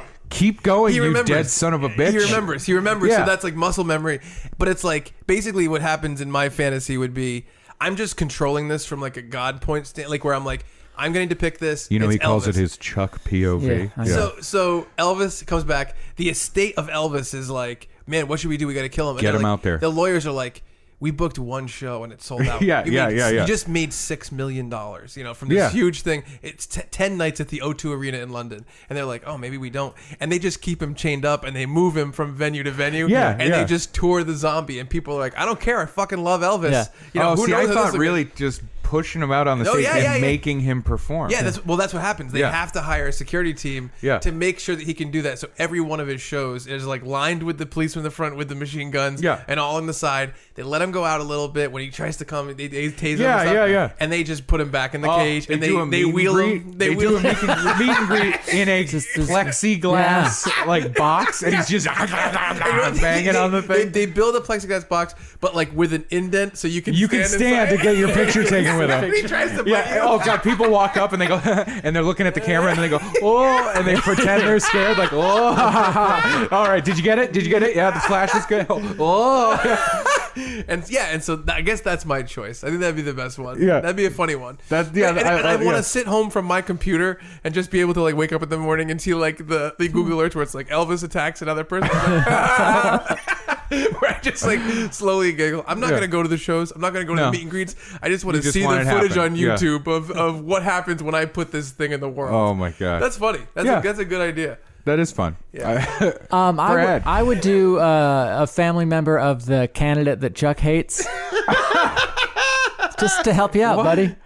Just like to ruin his campaign. Yeah. To make it like, look at this guy. Look at his fucking undead mother. Look at James. Oh, but doesn't that reflect poorly on you? Well, yes. If that ever gets back to you, to you, and they find out you did it, he becomes like a sympathetic candidate. Yeah. All right. Good point. Right. That's all right. It's that whole black flag operation that just happened with these mail bombs. No, sorry. No, it's all right. The world. I don't know. I like the idea of making it somebody that is bigger than one house or one neighborhood is super interesting because they have to interact with so many people. Like many people. Yeah, that's what's funny to me. And, I've seen Weekend at Bernie's many times. I've seen Weekend at Bernie's too. I know that people's perception of the world is often focused on themselves and they don't notice if somebody else is, evil or dead. Right. Sure. So, or Evil Dead. Yeah. Right. I don't know, like that the Elvis or Tupac. Yeah. Tupac like tours against his hologram. Yeah. And so, by the way, do you know that there is a touring hologram? It's of some famous singer that is like from a different generation, like Roger. Is there a famous Roger? I'm not even kidding. There's a touring hologram. Roger and Hammerstein? Williams? Is he? I don't know. Let me see. Touring hologram. Roy Orbison. Roy Orbison. They tour him as a hologram, and people go see him. Weird. Do you believe that? What a weird Roy Orbison fans. Yes. He really. And they're gonna do an Amy Winehouse tour. All right. Well, I don't know that I agree. It's fucking crazy. Right. People can hear that. I know it's fucking crazy though. Isn't that crazy? Yeah. Anyway. No, that's. I don't like any of that. I think that is the worst thing. Yeah. That's like. I also don't think that there should be. I also feel it's weird that Grand Moff Tarkin was in Rogue One. It's like, what do you? No. Let's not do this. And this is not me trying to go down this road, but that means likenesses. Like you realize that Marvel might have it in their contract now. I know. Where Disney is just like, hey, if Robert Downey Jr. dies, if you die, we have the rights to use your image later on. Well, we talked about that with Jet Li, and they wanted to motion capture his moves so they could use those in the future, and that's why he's like, no, I don't want to be in this movie. I don't want to be in this. Yeah, he didn't these do a bunch of series. movies Yeah. because of that. Like that's what I'm talking about. Like I do worry that we are right around the corner from anybody being in a huge franchise thing. Yeah. It's already written in. Like we can just take all of this later. Yeah, because if we're at the level where it's at Uncanny Valley, with like a Grand Moff Tarkin, or when they did it with Leia, stuff like that, and now she's actually dead. Yeah. And it's like, where's the line here, right? I agree. That's our own version of Pet Sematary, folks. This just turned into satire real quick. Here's what I wonder though. Like we're saying this right now, we're in our mid-30s and we're like, oh, this is kind of fucked up. I'm in my early 30s. But 35's early, right? Was there a time when it's earlier people than were 40. like people were like, good point. No, photographs are bad because those people are gone and we shouldn't have photographs. Like, wasn't that a thing? Like, it's going to steal your soul and stuff like that? Is it too different? I think it's different because no one is then taking that photograph around and going, and then Sally says, oh, look at me. Now give me a nickel. You know what I mean? Like, it's a different thing. No, it's a property and you're pretending to be someone. I agree. It's a weird world that argument's going to happen. Yeah. For sure. We might not see it, but somebody will. No, we will. If Roy Orbison is touring and Amy Winehouse is going to tour as a hologram. Amy Winehouse? Amy Winehouse. Amy Winehouse. They did in their country. They had to change Try to make me go to rehab, I said. She's a baby. No. We haven't figured out the hologram technology quite enough. It's baby Amy Winehouse. It's Amy Winehouse. She is so cute. Yes. I want hair with.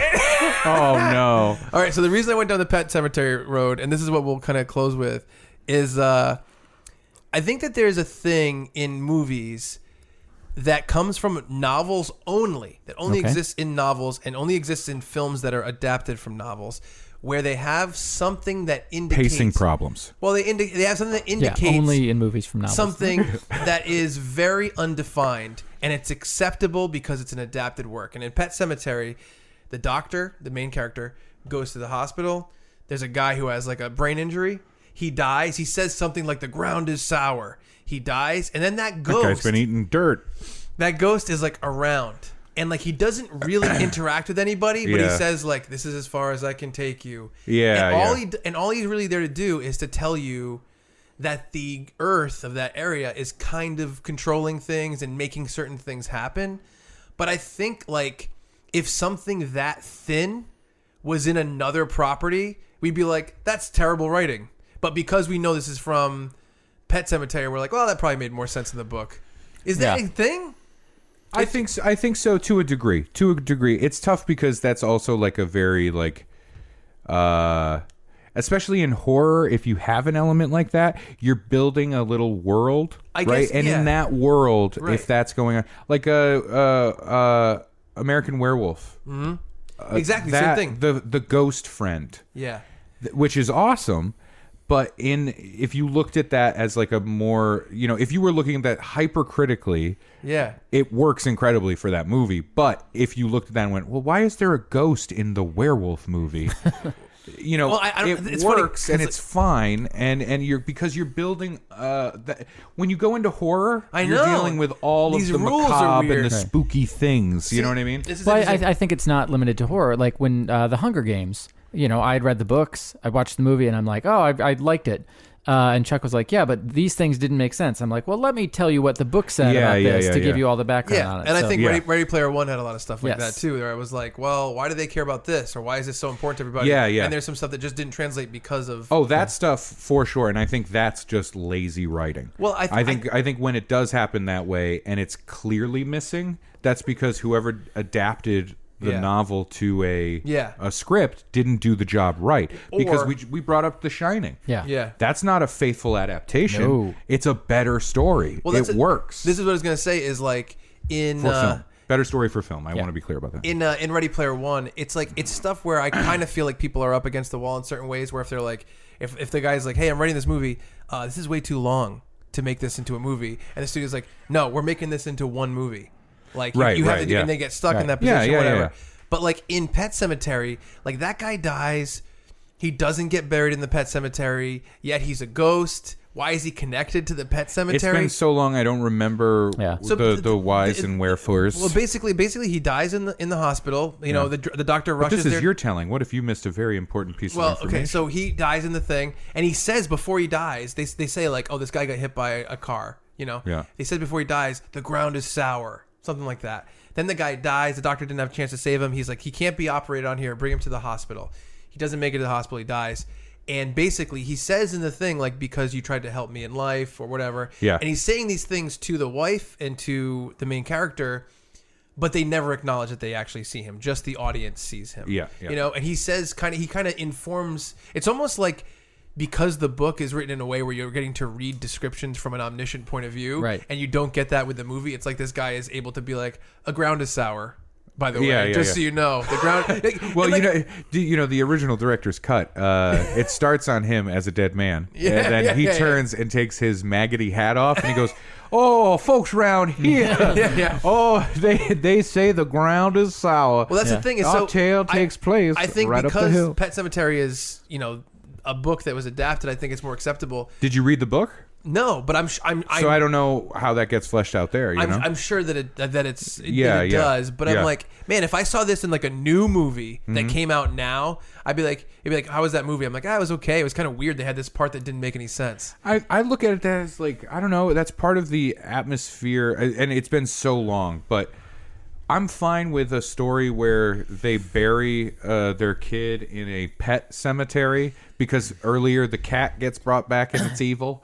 But I guess. And now there's this haunted guy trying to warn them or tell them something that's going on. Right. I'm okay with that. Right, there's already weird shit happening. Yeah, but to me, there's like suspension of disbelief, and I always say like the best balance of fiction that could seem logical is Jurassic Park and the way they bring back the dinosaurs, right? That's not factually accurate. However, it seems factually accurate to an audience. And so a lot of movies are straightforward, but when you bring in fantastical elements, I get really turned off when it's just like, that thing's just haunted. This thing is just this. That's just this. And I'm just not down with it. Well, I take it as the Pet Sematary from what I'm remembering. Right? the core of it is like there's this incredible evil in that ground. Yeah. So when you have that amount of evil there, I'm not surprised that there would be forces there that would be I guess that would be happening. It's also the 80s when this came Well, that's the out, right? thing is, I mean, we just talked about the idea of Nightmare on Elm Street, and Bilal, the guy who was on the podcast, our friend, brought up the fact, he's like, do you think that any of this fact that Freddy, the inconsistencies in the way he gets killed, the way he gets brought back, was like, well, there wasn't people that were hyper analytical and communicating with each other back then in the same way that there are now. Right. So movies were just looser with that kind of stuff where they're whatever. Could be. And I just was watching it and I was like, man, this seems weird. I mean, I do love The Shining, and I attribute, at one point, Jack Torrance gets dragged somewhere by the ghosts, essentially, right? Yeah. And I'm like, okay, well, is that him going crazy? Is that supposed to be he went there by himself and imagined it? And then, of course, why is he in the picture at the end? Does that indicate he was always there? He was always the manager, whatever. And I accept that movie as like everything in that movie is haunted, and it's this big line between insanity and this like ghost story or whatever. Yeah. But in this movie, everything seems like there's a reason, and this is a real family and a real guy, and this specific ground was a place where, it's Indian burial ground where people would come back to life, but they come back evil, and that's the sacrifice you make. And I like those rules in that world. And this one ghost who has nothing to do with it, I was like, I don't understand this part. I think it's weird. I would have to watch it to have it's weird because honest conversation about that part. It feels like lazy writing to me. And I believe Do you want me to call Steve? Well, I was gonna say I'll get Steve on the phone. Have Gina message him on Instagram. Yeah, I was gonna say, or call the theater. Well, I think that the original book, I'm sure that it makes more sense, and that in this they're like, we really got to truncate this, but we have to have this character to give some of this information. Yeah, sure, yeah. That basically Fred Gwynn is the guy that gives them information, but he doesn't have 100% of the information. Yeah. Someone has to be there to do it. Let's just do it. It's just kind of haunted. And that always turns me off. With old movies like that are well respected and there's a lot of great stuff to them, I think I forgive that stuff and I'm okay. Well, that's the other thing is like Pet Sematary, though, it's not one of those movies. It's a great fun thing from my like childhood of remembering Pet Sematary, but that's not one of those movies where people are like, oh, let me tell you about the best horror movies. I think it's up there. I think it's up there. I think I don't know. It's weird because I think that the movies like Halloween and even probably the first Nightmare on Elm Street, all that stuff, the reason I think that people like it is because it does actually make sense and it's pretty tight and pretty logical in terms of the logic they create. Mm-hmm. All the ones that people really love. Shining is up there. Silence of the Lambs is up there and stuff like that. So when stuff falls outside of that, it really stands out to me. And like I said, Shining is a little bit weird, but I think that that's the point of the movie a little bit. Whereas there's just a ghost guy who shows up once in a while. And he's like, hey guys, don't forget about me. It's tough when you deal with like horror in general, because I think that's what there's a lot of stuff in there, Whenever there's a new horror movie and it's like, oh, this thing is just haunted, it totally turns me off. Like, a spoiler alert for the movie Unfriended. Basically, the movie revolves around the fact, real quick, that it was a torrent fire. Well, there are these, like, I'd say 6 friends, and there's a girl that killed herself in the school. And it's because she I'm just kidding. I'm kidding. I did that as a joke. She shit her pants at a party. Edit that out. When she passed out, and someone took a video of it and put it online. And people were like, oh my God. And they had so many comments and so much online bullying that she killed herself. So they're all in this chat room, 6 of them in like a Skype chat. And they're talking and like teens do. Yeah. Well, like teens did in 2015. And in 2015 they were all doing it. They were all Skyping. And like Facebook, that girl's Facebook comes back online and she starts messaging them, the girl that killed herself, and they're like, who's doing this? This is fucked up. And as the movie goes on, did you see that Jenny just invited me to Farmville? Jenny's been dead for 3 weeks. The dead girl starts saying like, which one of you did this terrible thing? And if you don't answer, I'm going to kill you. And so the people start answering. Right. And so they find out that all these people did terrible things to each other, right? Uh-huh. And at the last girl, you find out she's the girl that took the video of the girl shitting her pants and put it up, the main character. Yeah. And all these people are dying in different ways. Like one kid shoves his hand into a blender, his own hand. One kid appears to stab himself in the face. All these different things happen. And essentially like her laptop closes and like a ghost of that girl screams at the camera and does a jump scare as like a zombie ghost thing, right? Right. So I'm like, yeah, that's nonsense. I was like, what is the logic of this? That Nothing. the zombie ghost, like she committed suicide. Some reason she lived. She's a zombie ghost who goes on Facebook. Yeah. Like, and I don't like that. And she's got to check her Farmville. Don't bury people with their phones. I keep saying this. All of that is weird in terms of logic. As opposed to something like Scream, which I think is a more current thing, where the logic is tight and great. Well, but think about what you're talking about there. You're talking about a movie that like is a resurgence of a man's career who has had a long history of making horror films. Sure. Well, Kevin right? Williamson wrote Scream. Kevin Williamson is the writer of the original Scream. Yeah. No, but I know, but then the director's coming out. Yeah, yes. All of that stuff is going on. You have all of those things happening, and then you have Unfriended. I know. Unfriended is the clearest example of like, put something out. How about you know this? what I mean? This? It Follows. Sure. It Follows is so tight. Wonderful. And like a new horror movie that's made by a new director, new writer, whatever. It's a small idea. Same thing as Unfriended. But with No. It's not the same thing as Unfriended because Unfriended is very clearly, it's right on the package. Like, hey, we made a horror movie about a thing that's happening right now. I agree. This is very popular, so we're going to call it Unfriended. Come, you'll get the jump scares and it'll be a thing. But they could make a movie as tight as that. It's very possible. They could, but they don't have. Searching was as tight as that. Sure, and that's because somebody wanted to make that movie. A great movie. Right? So what I'm saying is, when I see Unfriended and the logic has all these flaws and that affects the way I feel about the movie, then I see Pet Sematary and I see this ghost character and I think of it as the same thing. I'm like, well, why do people excuse that but don't excuse this? And I'm trying to figure it out. And I think it's because of the adapted work thing where it's like, well, there was way more of that in the book. Sure. Yeah. In the book, in terms of the project, essentially you probably have like 2.5 to 3 times as much space to expand everything. And you also might get people that are like, well, why wasn't Ghost Charlie in that movie? He was my favorite part of the book, and they just got rid of Ghost Charlie. This is bullshit. It's hard because you're right about the horror genre. Yeah. Where they're already like saying, well, he's going to believe that this doll comes to life from this guy doing voodoo, or he's going to believe that this. Let's just do this. But to me, when you don't establish the logic or say, here is the world in which you are living, that's when the flaws creep through and it feels like a movie that doesn't hold as much weight. I'm okay when the rule is like there. To me, the reason I think I'm okay with the Ghost Charlie, oh my god, Pet Sematary thing. Yeah. Again, haven't seen it in forever. Yeah. Is the idea of like hallowed ground and like evil in the soil and all that stuff. That's very ethereal. Mm-hmm. And so when you put a dead person in the ground, it's like, here's this evil space that's affecting a lot of things, and when you put a body in the ground, it'll come back.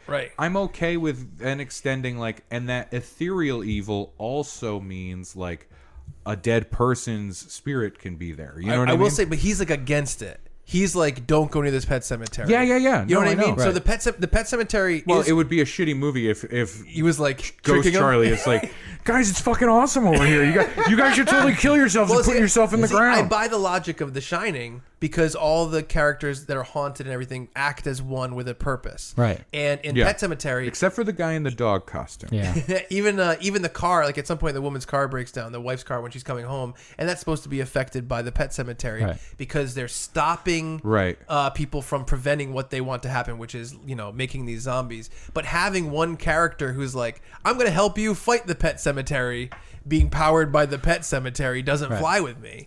Do you know what I mean? He's like, don't go to the Pet Cemetery, but the Pet Cemetery is causing everything else to happen to bring people to the Pet Cemetery.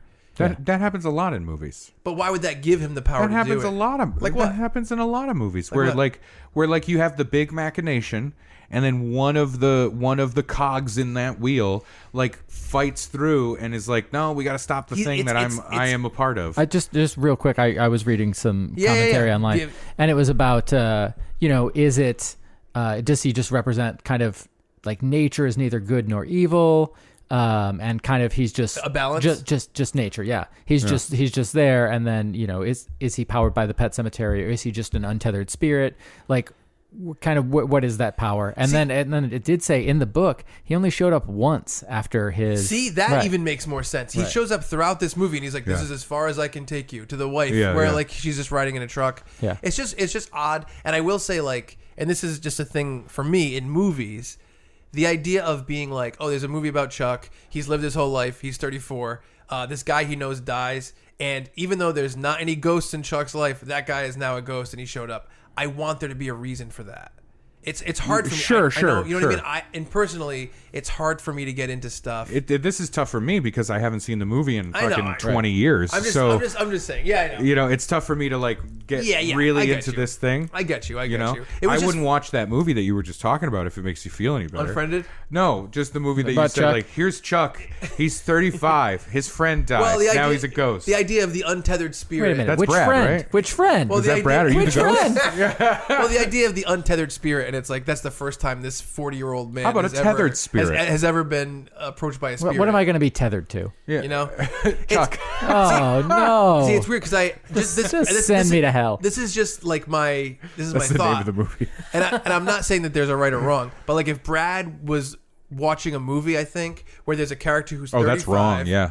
and it's like someone died, and that person is just I'm a ghost. And now I'm in your life and I'm going to be friends with you and I have to help you do something for no reason at all. I'm like, what the fuck? And Brad's like, okay, let's deal with this. Yeah. And I don't understand that. But isn't that like...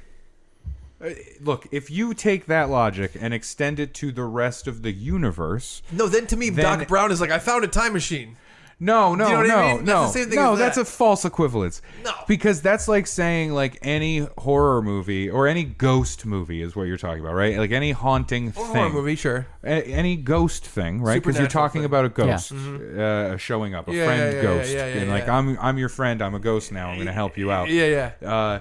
That's like saying any other haunting is bullshit because there would be hauntings everywhere. No, because it has to be a hauntings reason. exist I all think, over the place because there are ghosts because so many people have died. What was the ghost basketball movie? Wasn't there a ghost basketball movie?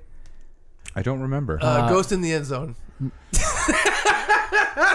No, like, Air Bud. No, like think about The Shining. Hang on. If Jack Torrance goes to the hotel and the hotel is built on an ancient Indian burial ground and all this terrible stuff happened there, and that's the first time he's ever haunted, that makes sense to me because he's coming across a specific situation that has a circumstance with a causation. But in that even, it's not because his son... has The Shining. And that is a spirit kind of thing that's connected there. See, that to me seems like such a smaller thing. The idea of someone but just that's having like saying it's a haunted house and you have somebody who happens to have like the force. You know what I mean? No, but The Shining is closer to something that people claim to have. Like, do you know what I mean? Like, The Shining is something like... In other words, I feel like that first of all, the kid really can't communicate exactly what it is before this whole thing happens. Sure. Then it's demonstrated when he meets the guy at the hotel. But it's almost like an extension of the idea that you can talk to people. Right, can, but like, it's also you know what I mean? It's also you could argue like, hey, Steve, why don't you pick a fucking lane? You know what I mean? Like it could be argued that that's the question. If The Shining wasn't held in high regard, you know what I mean? I mean that's why when I say it gets into this macabre kind of paranormal, what level do you want to go with? Well, that's the thing. So for me, like Jurassic Park is like the best example of bridging reality and fiction, and then you get further and further away. Like Doc Brown being like, "Oh, I invented time travel because I came up with the flux capacitor." What does that mean? We have no idea about the science of time travel, but we buy that he's a scientist. We buy that he thought about it. He needs all these specific things, and that creates this reasoning behind it. But sometimes I feel like movies like Unfriended are like, we're not going to even explain this bridge. No. Unfriended is a built. different thing, though. I keep coming back to that. Like that is trash. That's trash. It is garbage. No one who went to see Unfriended in the movie theater is going to walk out of that theater going, I gotta tell you, it didn't adhere to the logic of the film. I think that there's one's saying that. Here's how I think of it. You ready? There's two pieces of land. There's logic and then the fiction of a specific world. And you can build all different types of bridges. So the Jurassic Park bridge to me is a concrete bridge, and the Paranormal Activity bridge is an old wooden bridge where it's like this house is haunted and there's a spirit that has been following this girl for a long time. And that kind of stuff, and then Unfriended is they decided not to make a bridge. They're like, there's no bridge. There's no logic at all. And I need some kind of bridge to say something. I agree. You know what I mean? Yeah. And I wonder, it's hard for me to tell exactly when that bridge is built. and basically like where that bridge is too thin for me. But you know what I mean? I get what you're saying. I just don't think it's fair to paint the ghost Charlie in Pet Sematary in the same vein as Unfriended having a fucking cheap jump scare at the end of the movie. See, it's so funny because Unfriended is like my current example, but to me, almost every like Conjuring, blah blah blah, that kind of stuff seems that thin to me. This is just a thing. This is just here. This is just here. There's no reason. It's just here, and that's how that feels to me. Yeah, I mean, I say Unfriended tough. Because it's the closest one I can think of that doesn't have a bridge at all. I just think when you get into like haunting movies, it's tough because the movie's going to focus on this one story. And I'm not saying all haunting things are good and they should get a pass. I don't like most of them. Me too. Because they are that thin. It's just like, they show up and there's a thing there. I want something. What do you think about this? The Sixth Man was the movie I was thinking of. Yes, thank you, Brad. What do you think about what I'm talking about? I get where you're coming from. I think I'm more accepting of, weirdly supernatural stuff. Yeah, you are. You are definitely. And I don't have a reason for it. I'm like, okay, there's a ghost in the Amityville house, clearly for a reason, and let's see how these people interact with it. Not well, as it turns out. Yeah, because I think at the end of the day, too, like, you can't look at any ghost thing. I can only look at writing and logic in terms of, like, what the people are doing, I guess. Because you can't when it comes... ignore it, though. No. But when it comes to supernatural shit, there's no one that can sit there, unless they are insane or so far down their own rabbit hole, and that I don't mean a butthole, you can't sit there and watch a movie and like a haunting movie and go, no, ghosts don't do that. You know what I mean? Like, ghosts can't. Everybody knows ghosts can't walk across water. It's not about not running ghosts water. Can't do this. Yeah. It's just like to me, if you can see a world in which Paranormal Activity didn't build up what that thing was enough and it felt flimsy and unimportant, then that's storytelling. Then that's bad storytelling. Right. And I just am trying to say, like, well, where does Pet Sematary fall? Where does Unfriended fall? Where does The Conjuring Unfriended fall? is all the way at the end of just a box of cereal. But it's hard for me. And in this character, Ghost Charlie, in this movie, I would have to see the movie. What is the deal? What is the deal? It's been like so long. No, of course. 20 years. 20 years since I've seen it. It's just hard because I feel like it's kind of similar to the logic of The Shining. Yeah. But I buy the logic of The Shining because it's centralized and it makes sense. Right. Everything has the same reasoning behind it, the same supernatural force going in the same direction. And having one guy, like, it'd be like if there was one guy from Jack Torrance's home state that was dead and called him, and he's like, "Oh my God, a ghost is calling me," and he's like, "Hey, stay away from that hotel." Like, you'd be like, "Well, where did that guy come from? What do you mean he's calling from?" Hey, has nothing to do with this. Nothing to do with the source of the haunting. He's just from somewhere else, and he's against the haunting, so he's not part of it. Well, to be fair, if you're going to use that as an analogy, that guy would have had to have died at the hotel. No, the guy didn't die. He has nothing to do with the Pet Sematary. But he died in the town, yes? No, it doesn't matter if he died in the town. The kid died in the town, and he was not going to be brought back to life unless he dug him up from his original grave. No, not back to life, as a ghost. As a ghost, like what you're talking about. Yeah, but the kid wasn't a ghost. I know. The kid and the guy. Yeah, the kid wasn't dead long enough to become a ghost, was he? I don't know. I don't know this. No. You are talking to two guys. When did you see? It's been a while. Yeah. Oh, so anyway, it's been a while. What happens is the guy dies in the town and the kid dies in the town, and the kid is dead. What about all the other people that died in the town? Exactly. Oh my God. So the kid is dead. Whether there is a. What about all the other animals? This is what I'm talking about. There is a precedent because Fred Gwynn does also dig up his friend and bring him to the Pet Sematary, and that guy comes to life as a zombie. Yeah. Right? Then the guy does that with Gage, and Gage comes to life as a zombie. No one else does that in the story. Many people die in the town because Gage died in the town. The guy dies in the town, and Gage is just dead and in the ground, and the dad has to go dig up Gage's body from the town cemetery and go bury him in the Pet Sematary for anything to happen to him. This is really hard to get into, like, the specific logic of something I haven't seen for 2 decades. One more thing. Fred Gwynn's dog dies. He buries him in the Pet Sematary to come back to life. He came back to life, and he's like, "This is fucked up." The dog dies again. He buries him next to the Pet Sematary at the real cemetery so that he stays dead. That happens in the movie. Yeah. Okay. So the idea of the guy dying in the town should bring him back to life. Right. Or as a ghost doesn't make any sense. A ghost. There's a difference. Yeah. There's a difference between a ghost and a physical entity. But the idea of the idea that anyone that dies in the town comes back as a ghost because the Pet Cemetery exists is a crazy trail to go down. No, at this point, we are ghosts because we are talking, and I promise you, no one is listening. Everybody turn this off. I just wonder about that. Way back. It sounds like your problem is with cocaine because that is Stephen King's writing partner at the time when he wrote Pet Sematary. For a very long time. No, I bet. And then it was OxyContin for a while. I guarantee in the story there is going to be some anchor that makes it make sense in the original book. All right, I haven't read it in 20 years. Right. So I'm not saying that you have the answer. I'm just saying I guarantee that there is. And I think that they took him in as an omniscient voice because there wasn't one in the movie. Yeah. And it is, like Unfriended, just kind of lazy writing. Where it's like, we just need a place for this thing to happen. And I don't think that's good. I think it's not good. I'm glad that the kid's name was Gage in the movie, and then they made this movie, and it's a movie where a small child died, ensuring that people wouldn't name their child Gage because I think it's a horrible name for a child. Sure. Yeah. Gage. It was because of the show Emergency that aired in the 70s. They had a character whose last name, it was John Gage, but they called him like, "Hey Gage, get over here." Oh, and so Gage that's where it came from. Fucking person's name. Oh, I'm Gage. with you. I'm with you. Unless you're a wrestler or like a space bounty hunter, your name should not be I have Gage. some comical names of students currently at UMass Dartmouth. I'll tell you after we're done recording. Okay, thank you. There's one that's really, really bad. Piss all right. Whistle. All right, well, I guess you ruined it. Oh, no. Oh, I know. Yeah, I know Piss Whistle. Yeah. Yeah, Piss Whistle, good guy. Yeah. Well, that ends our Halloween 2018. You're going to add a small fart sound effect at the end, right? No, So it was like, I wanted to get to rejected Halloween costumes. That's okay. Sorry, Ray. We can see Sorry, Ray. Shoot. You know what? I have one.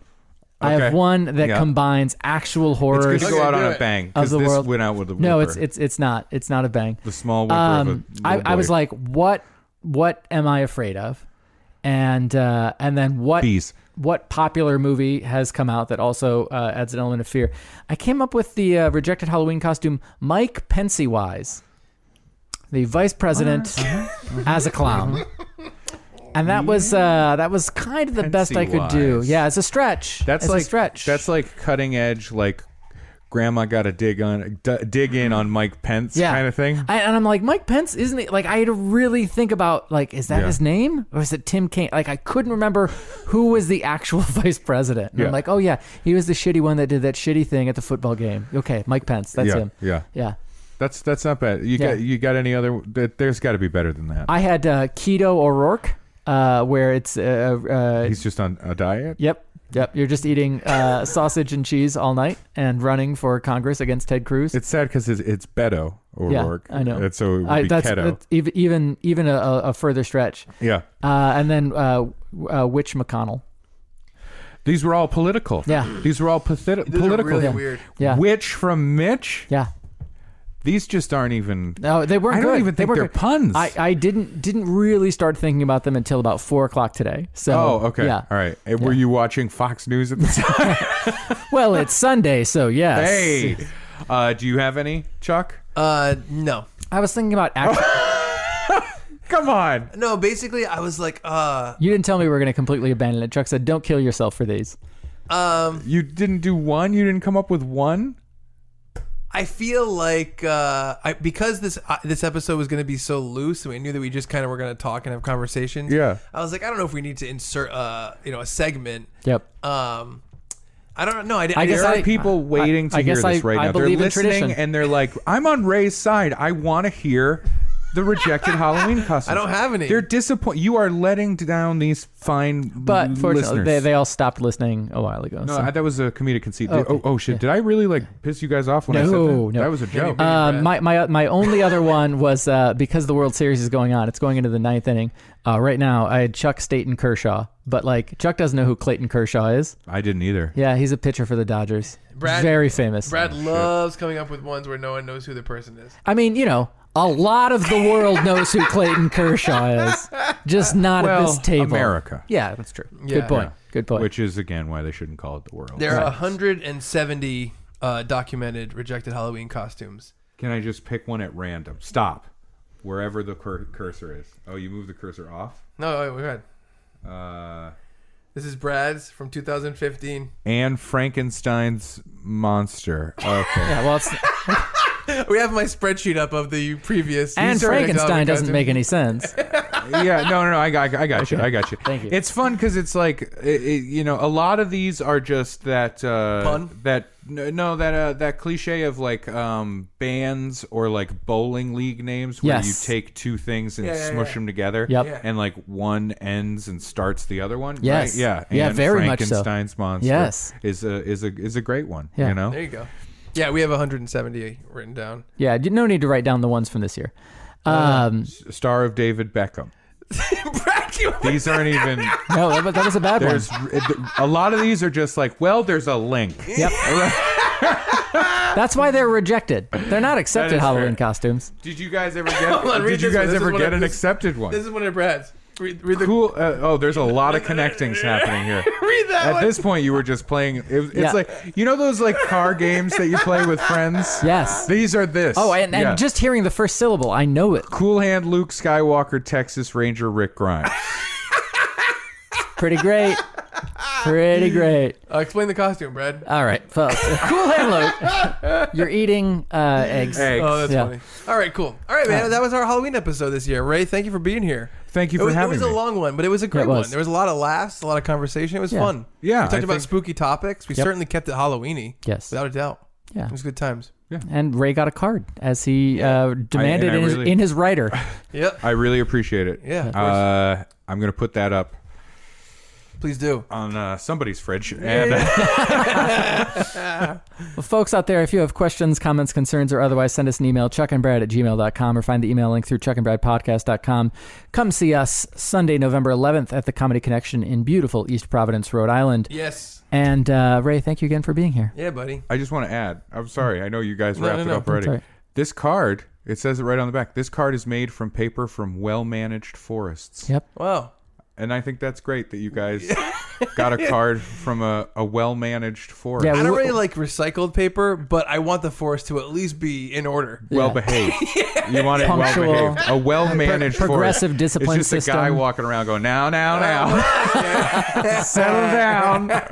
I'm looking at you, Birch. I'm looking at you, Birch. It's good. Good. That's all I've got. That's all I got. Ray? I'll keep going. Yeah, so... thank you for having me. I really appreciate it. Yeah, of course. Deuces.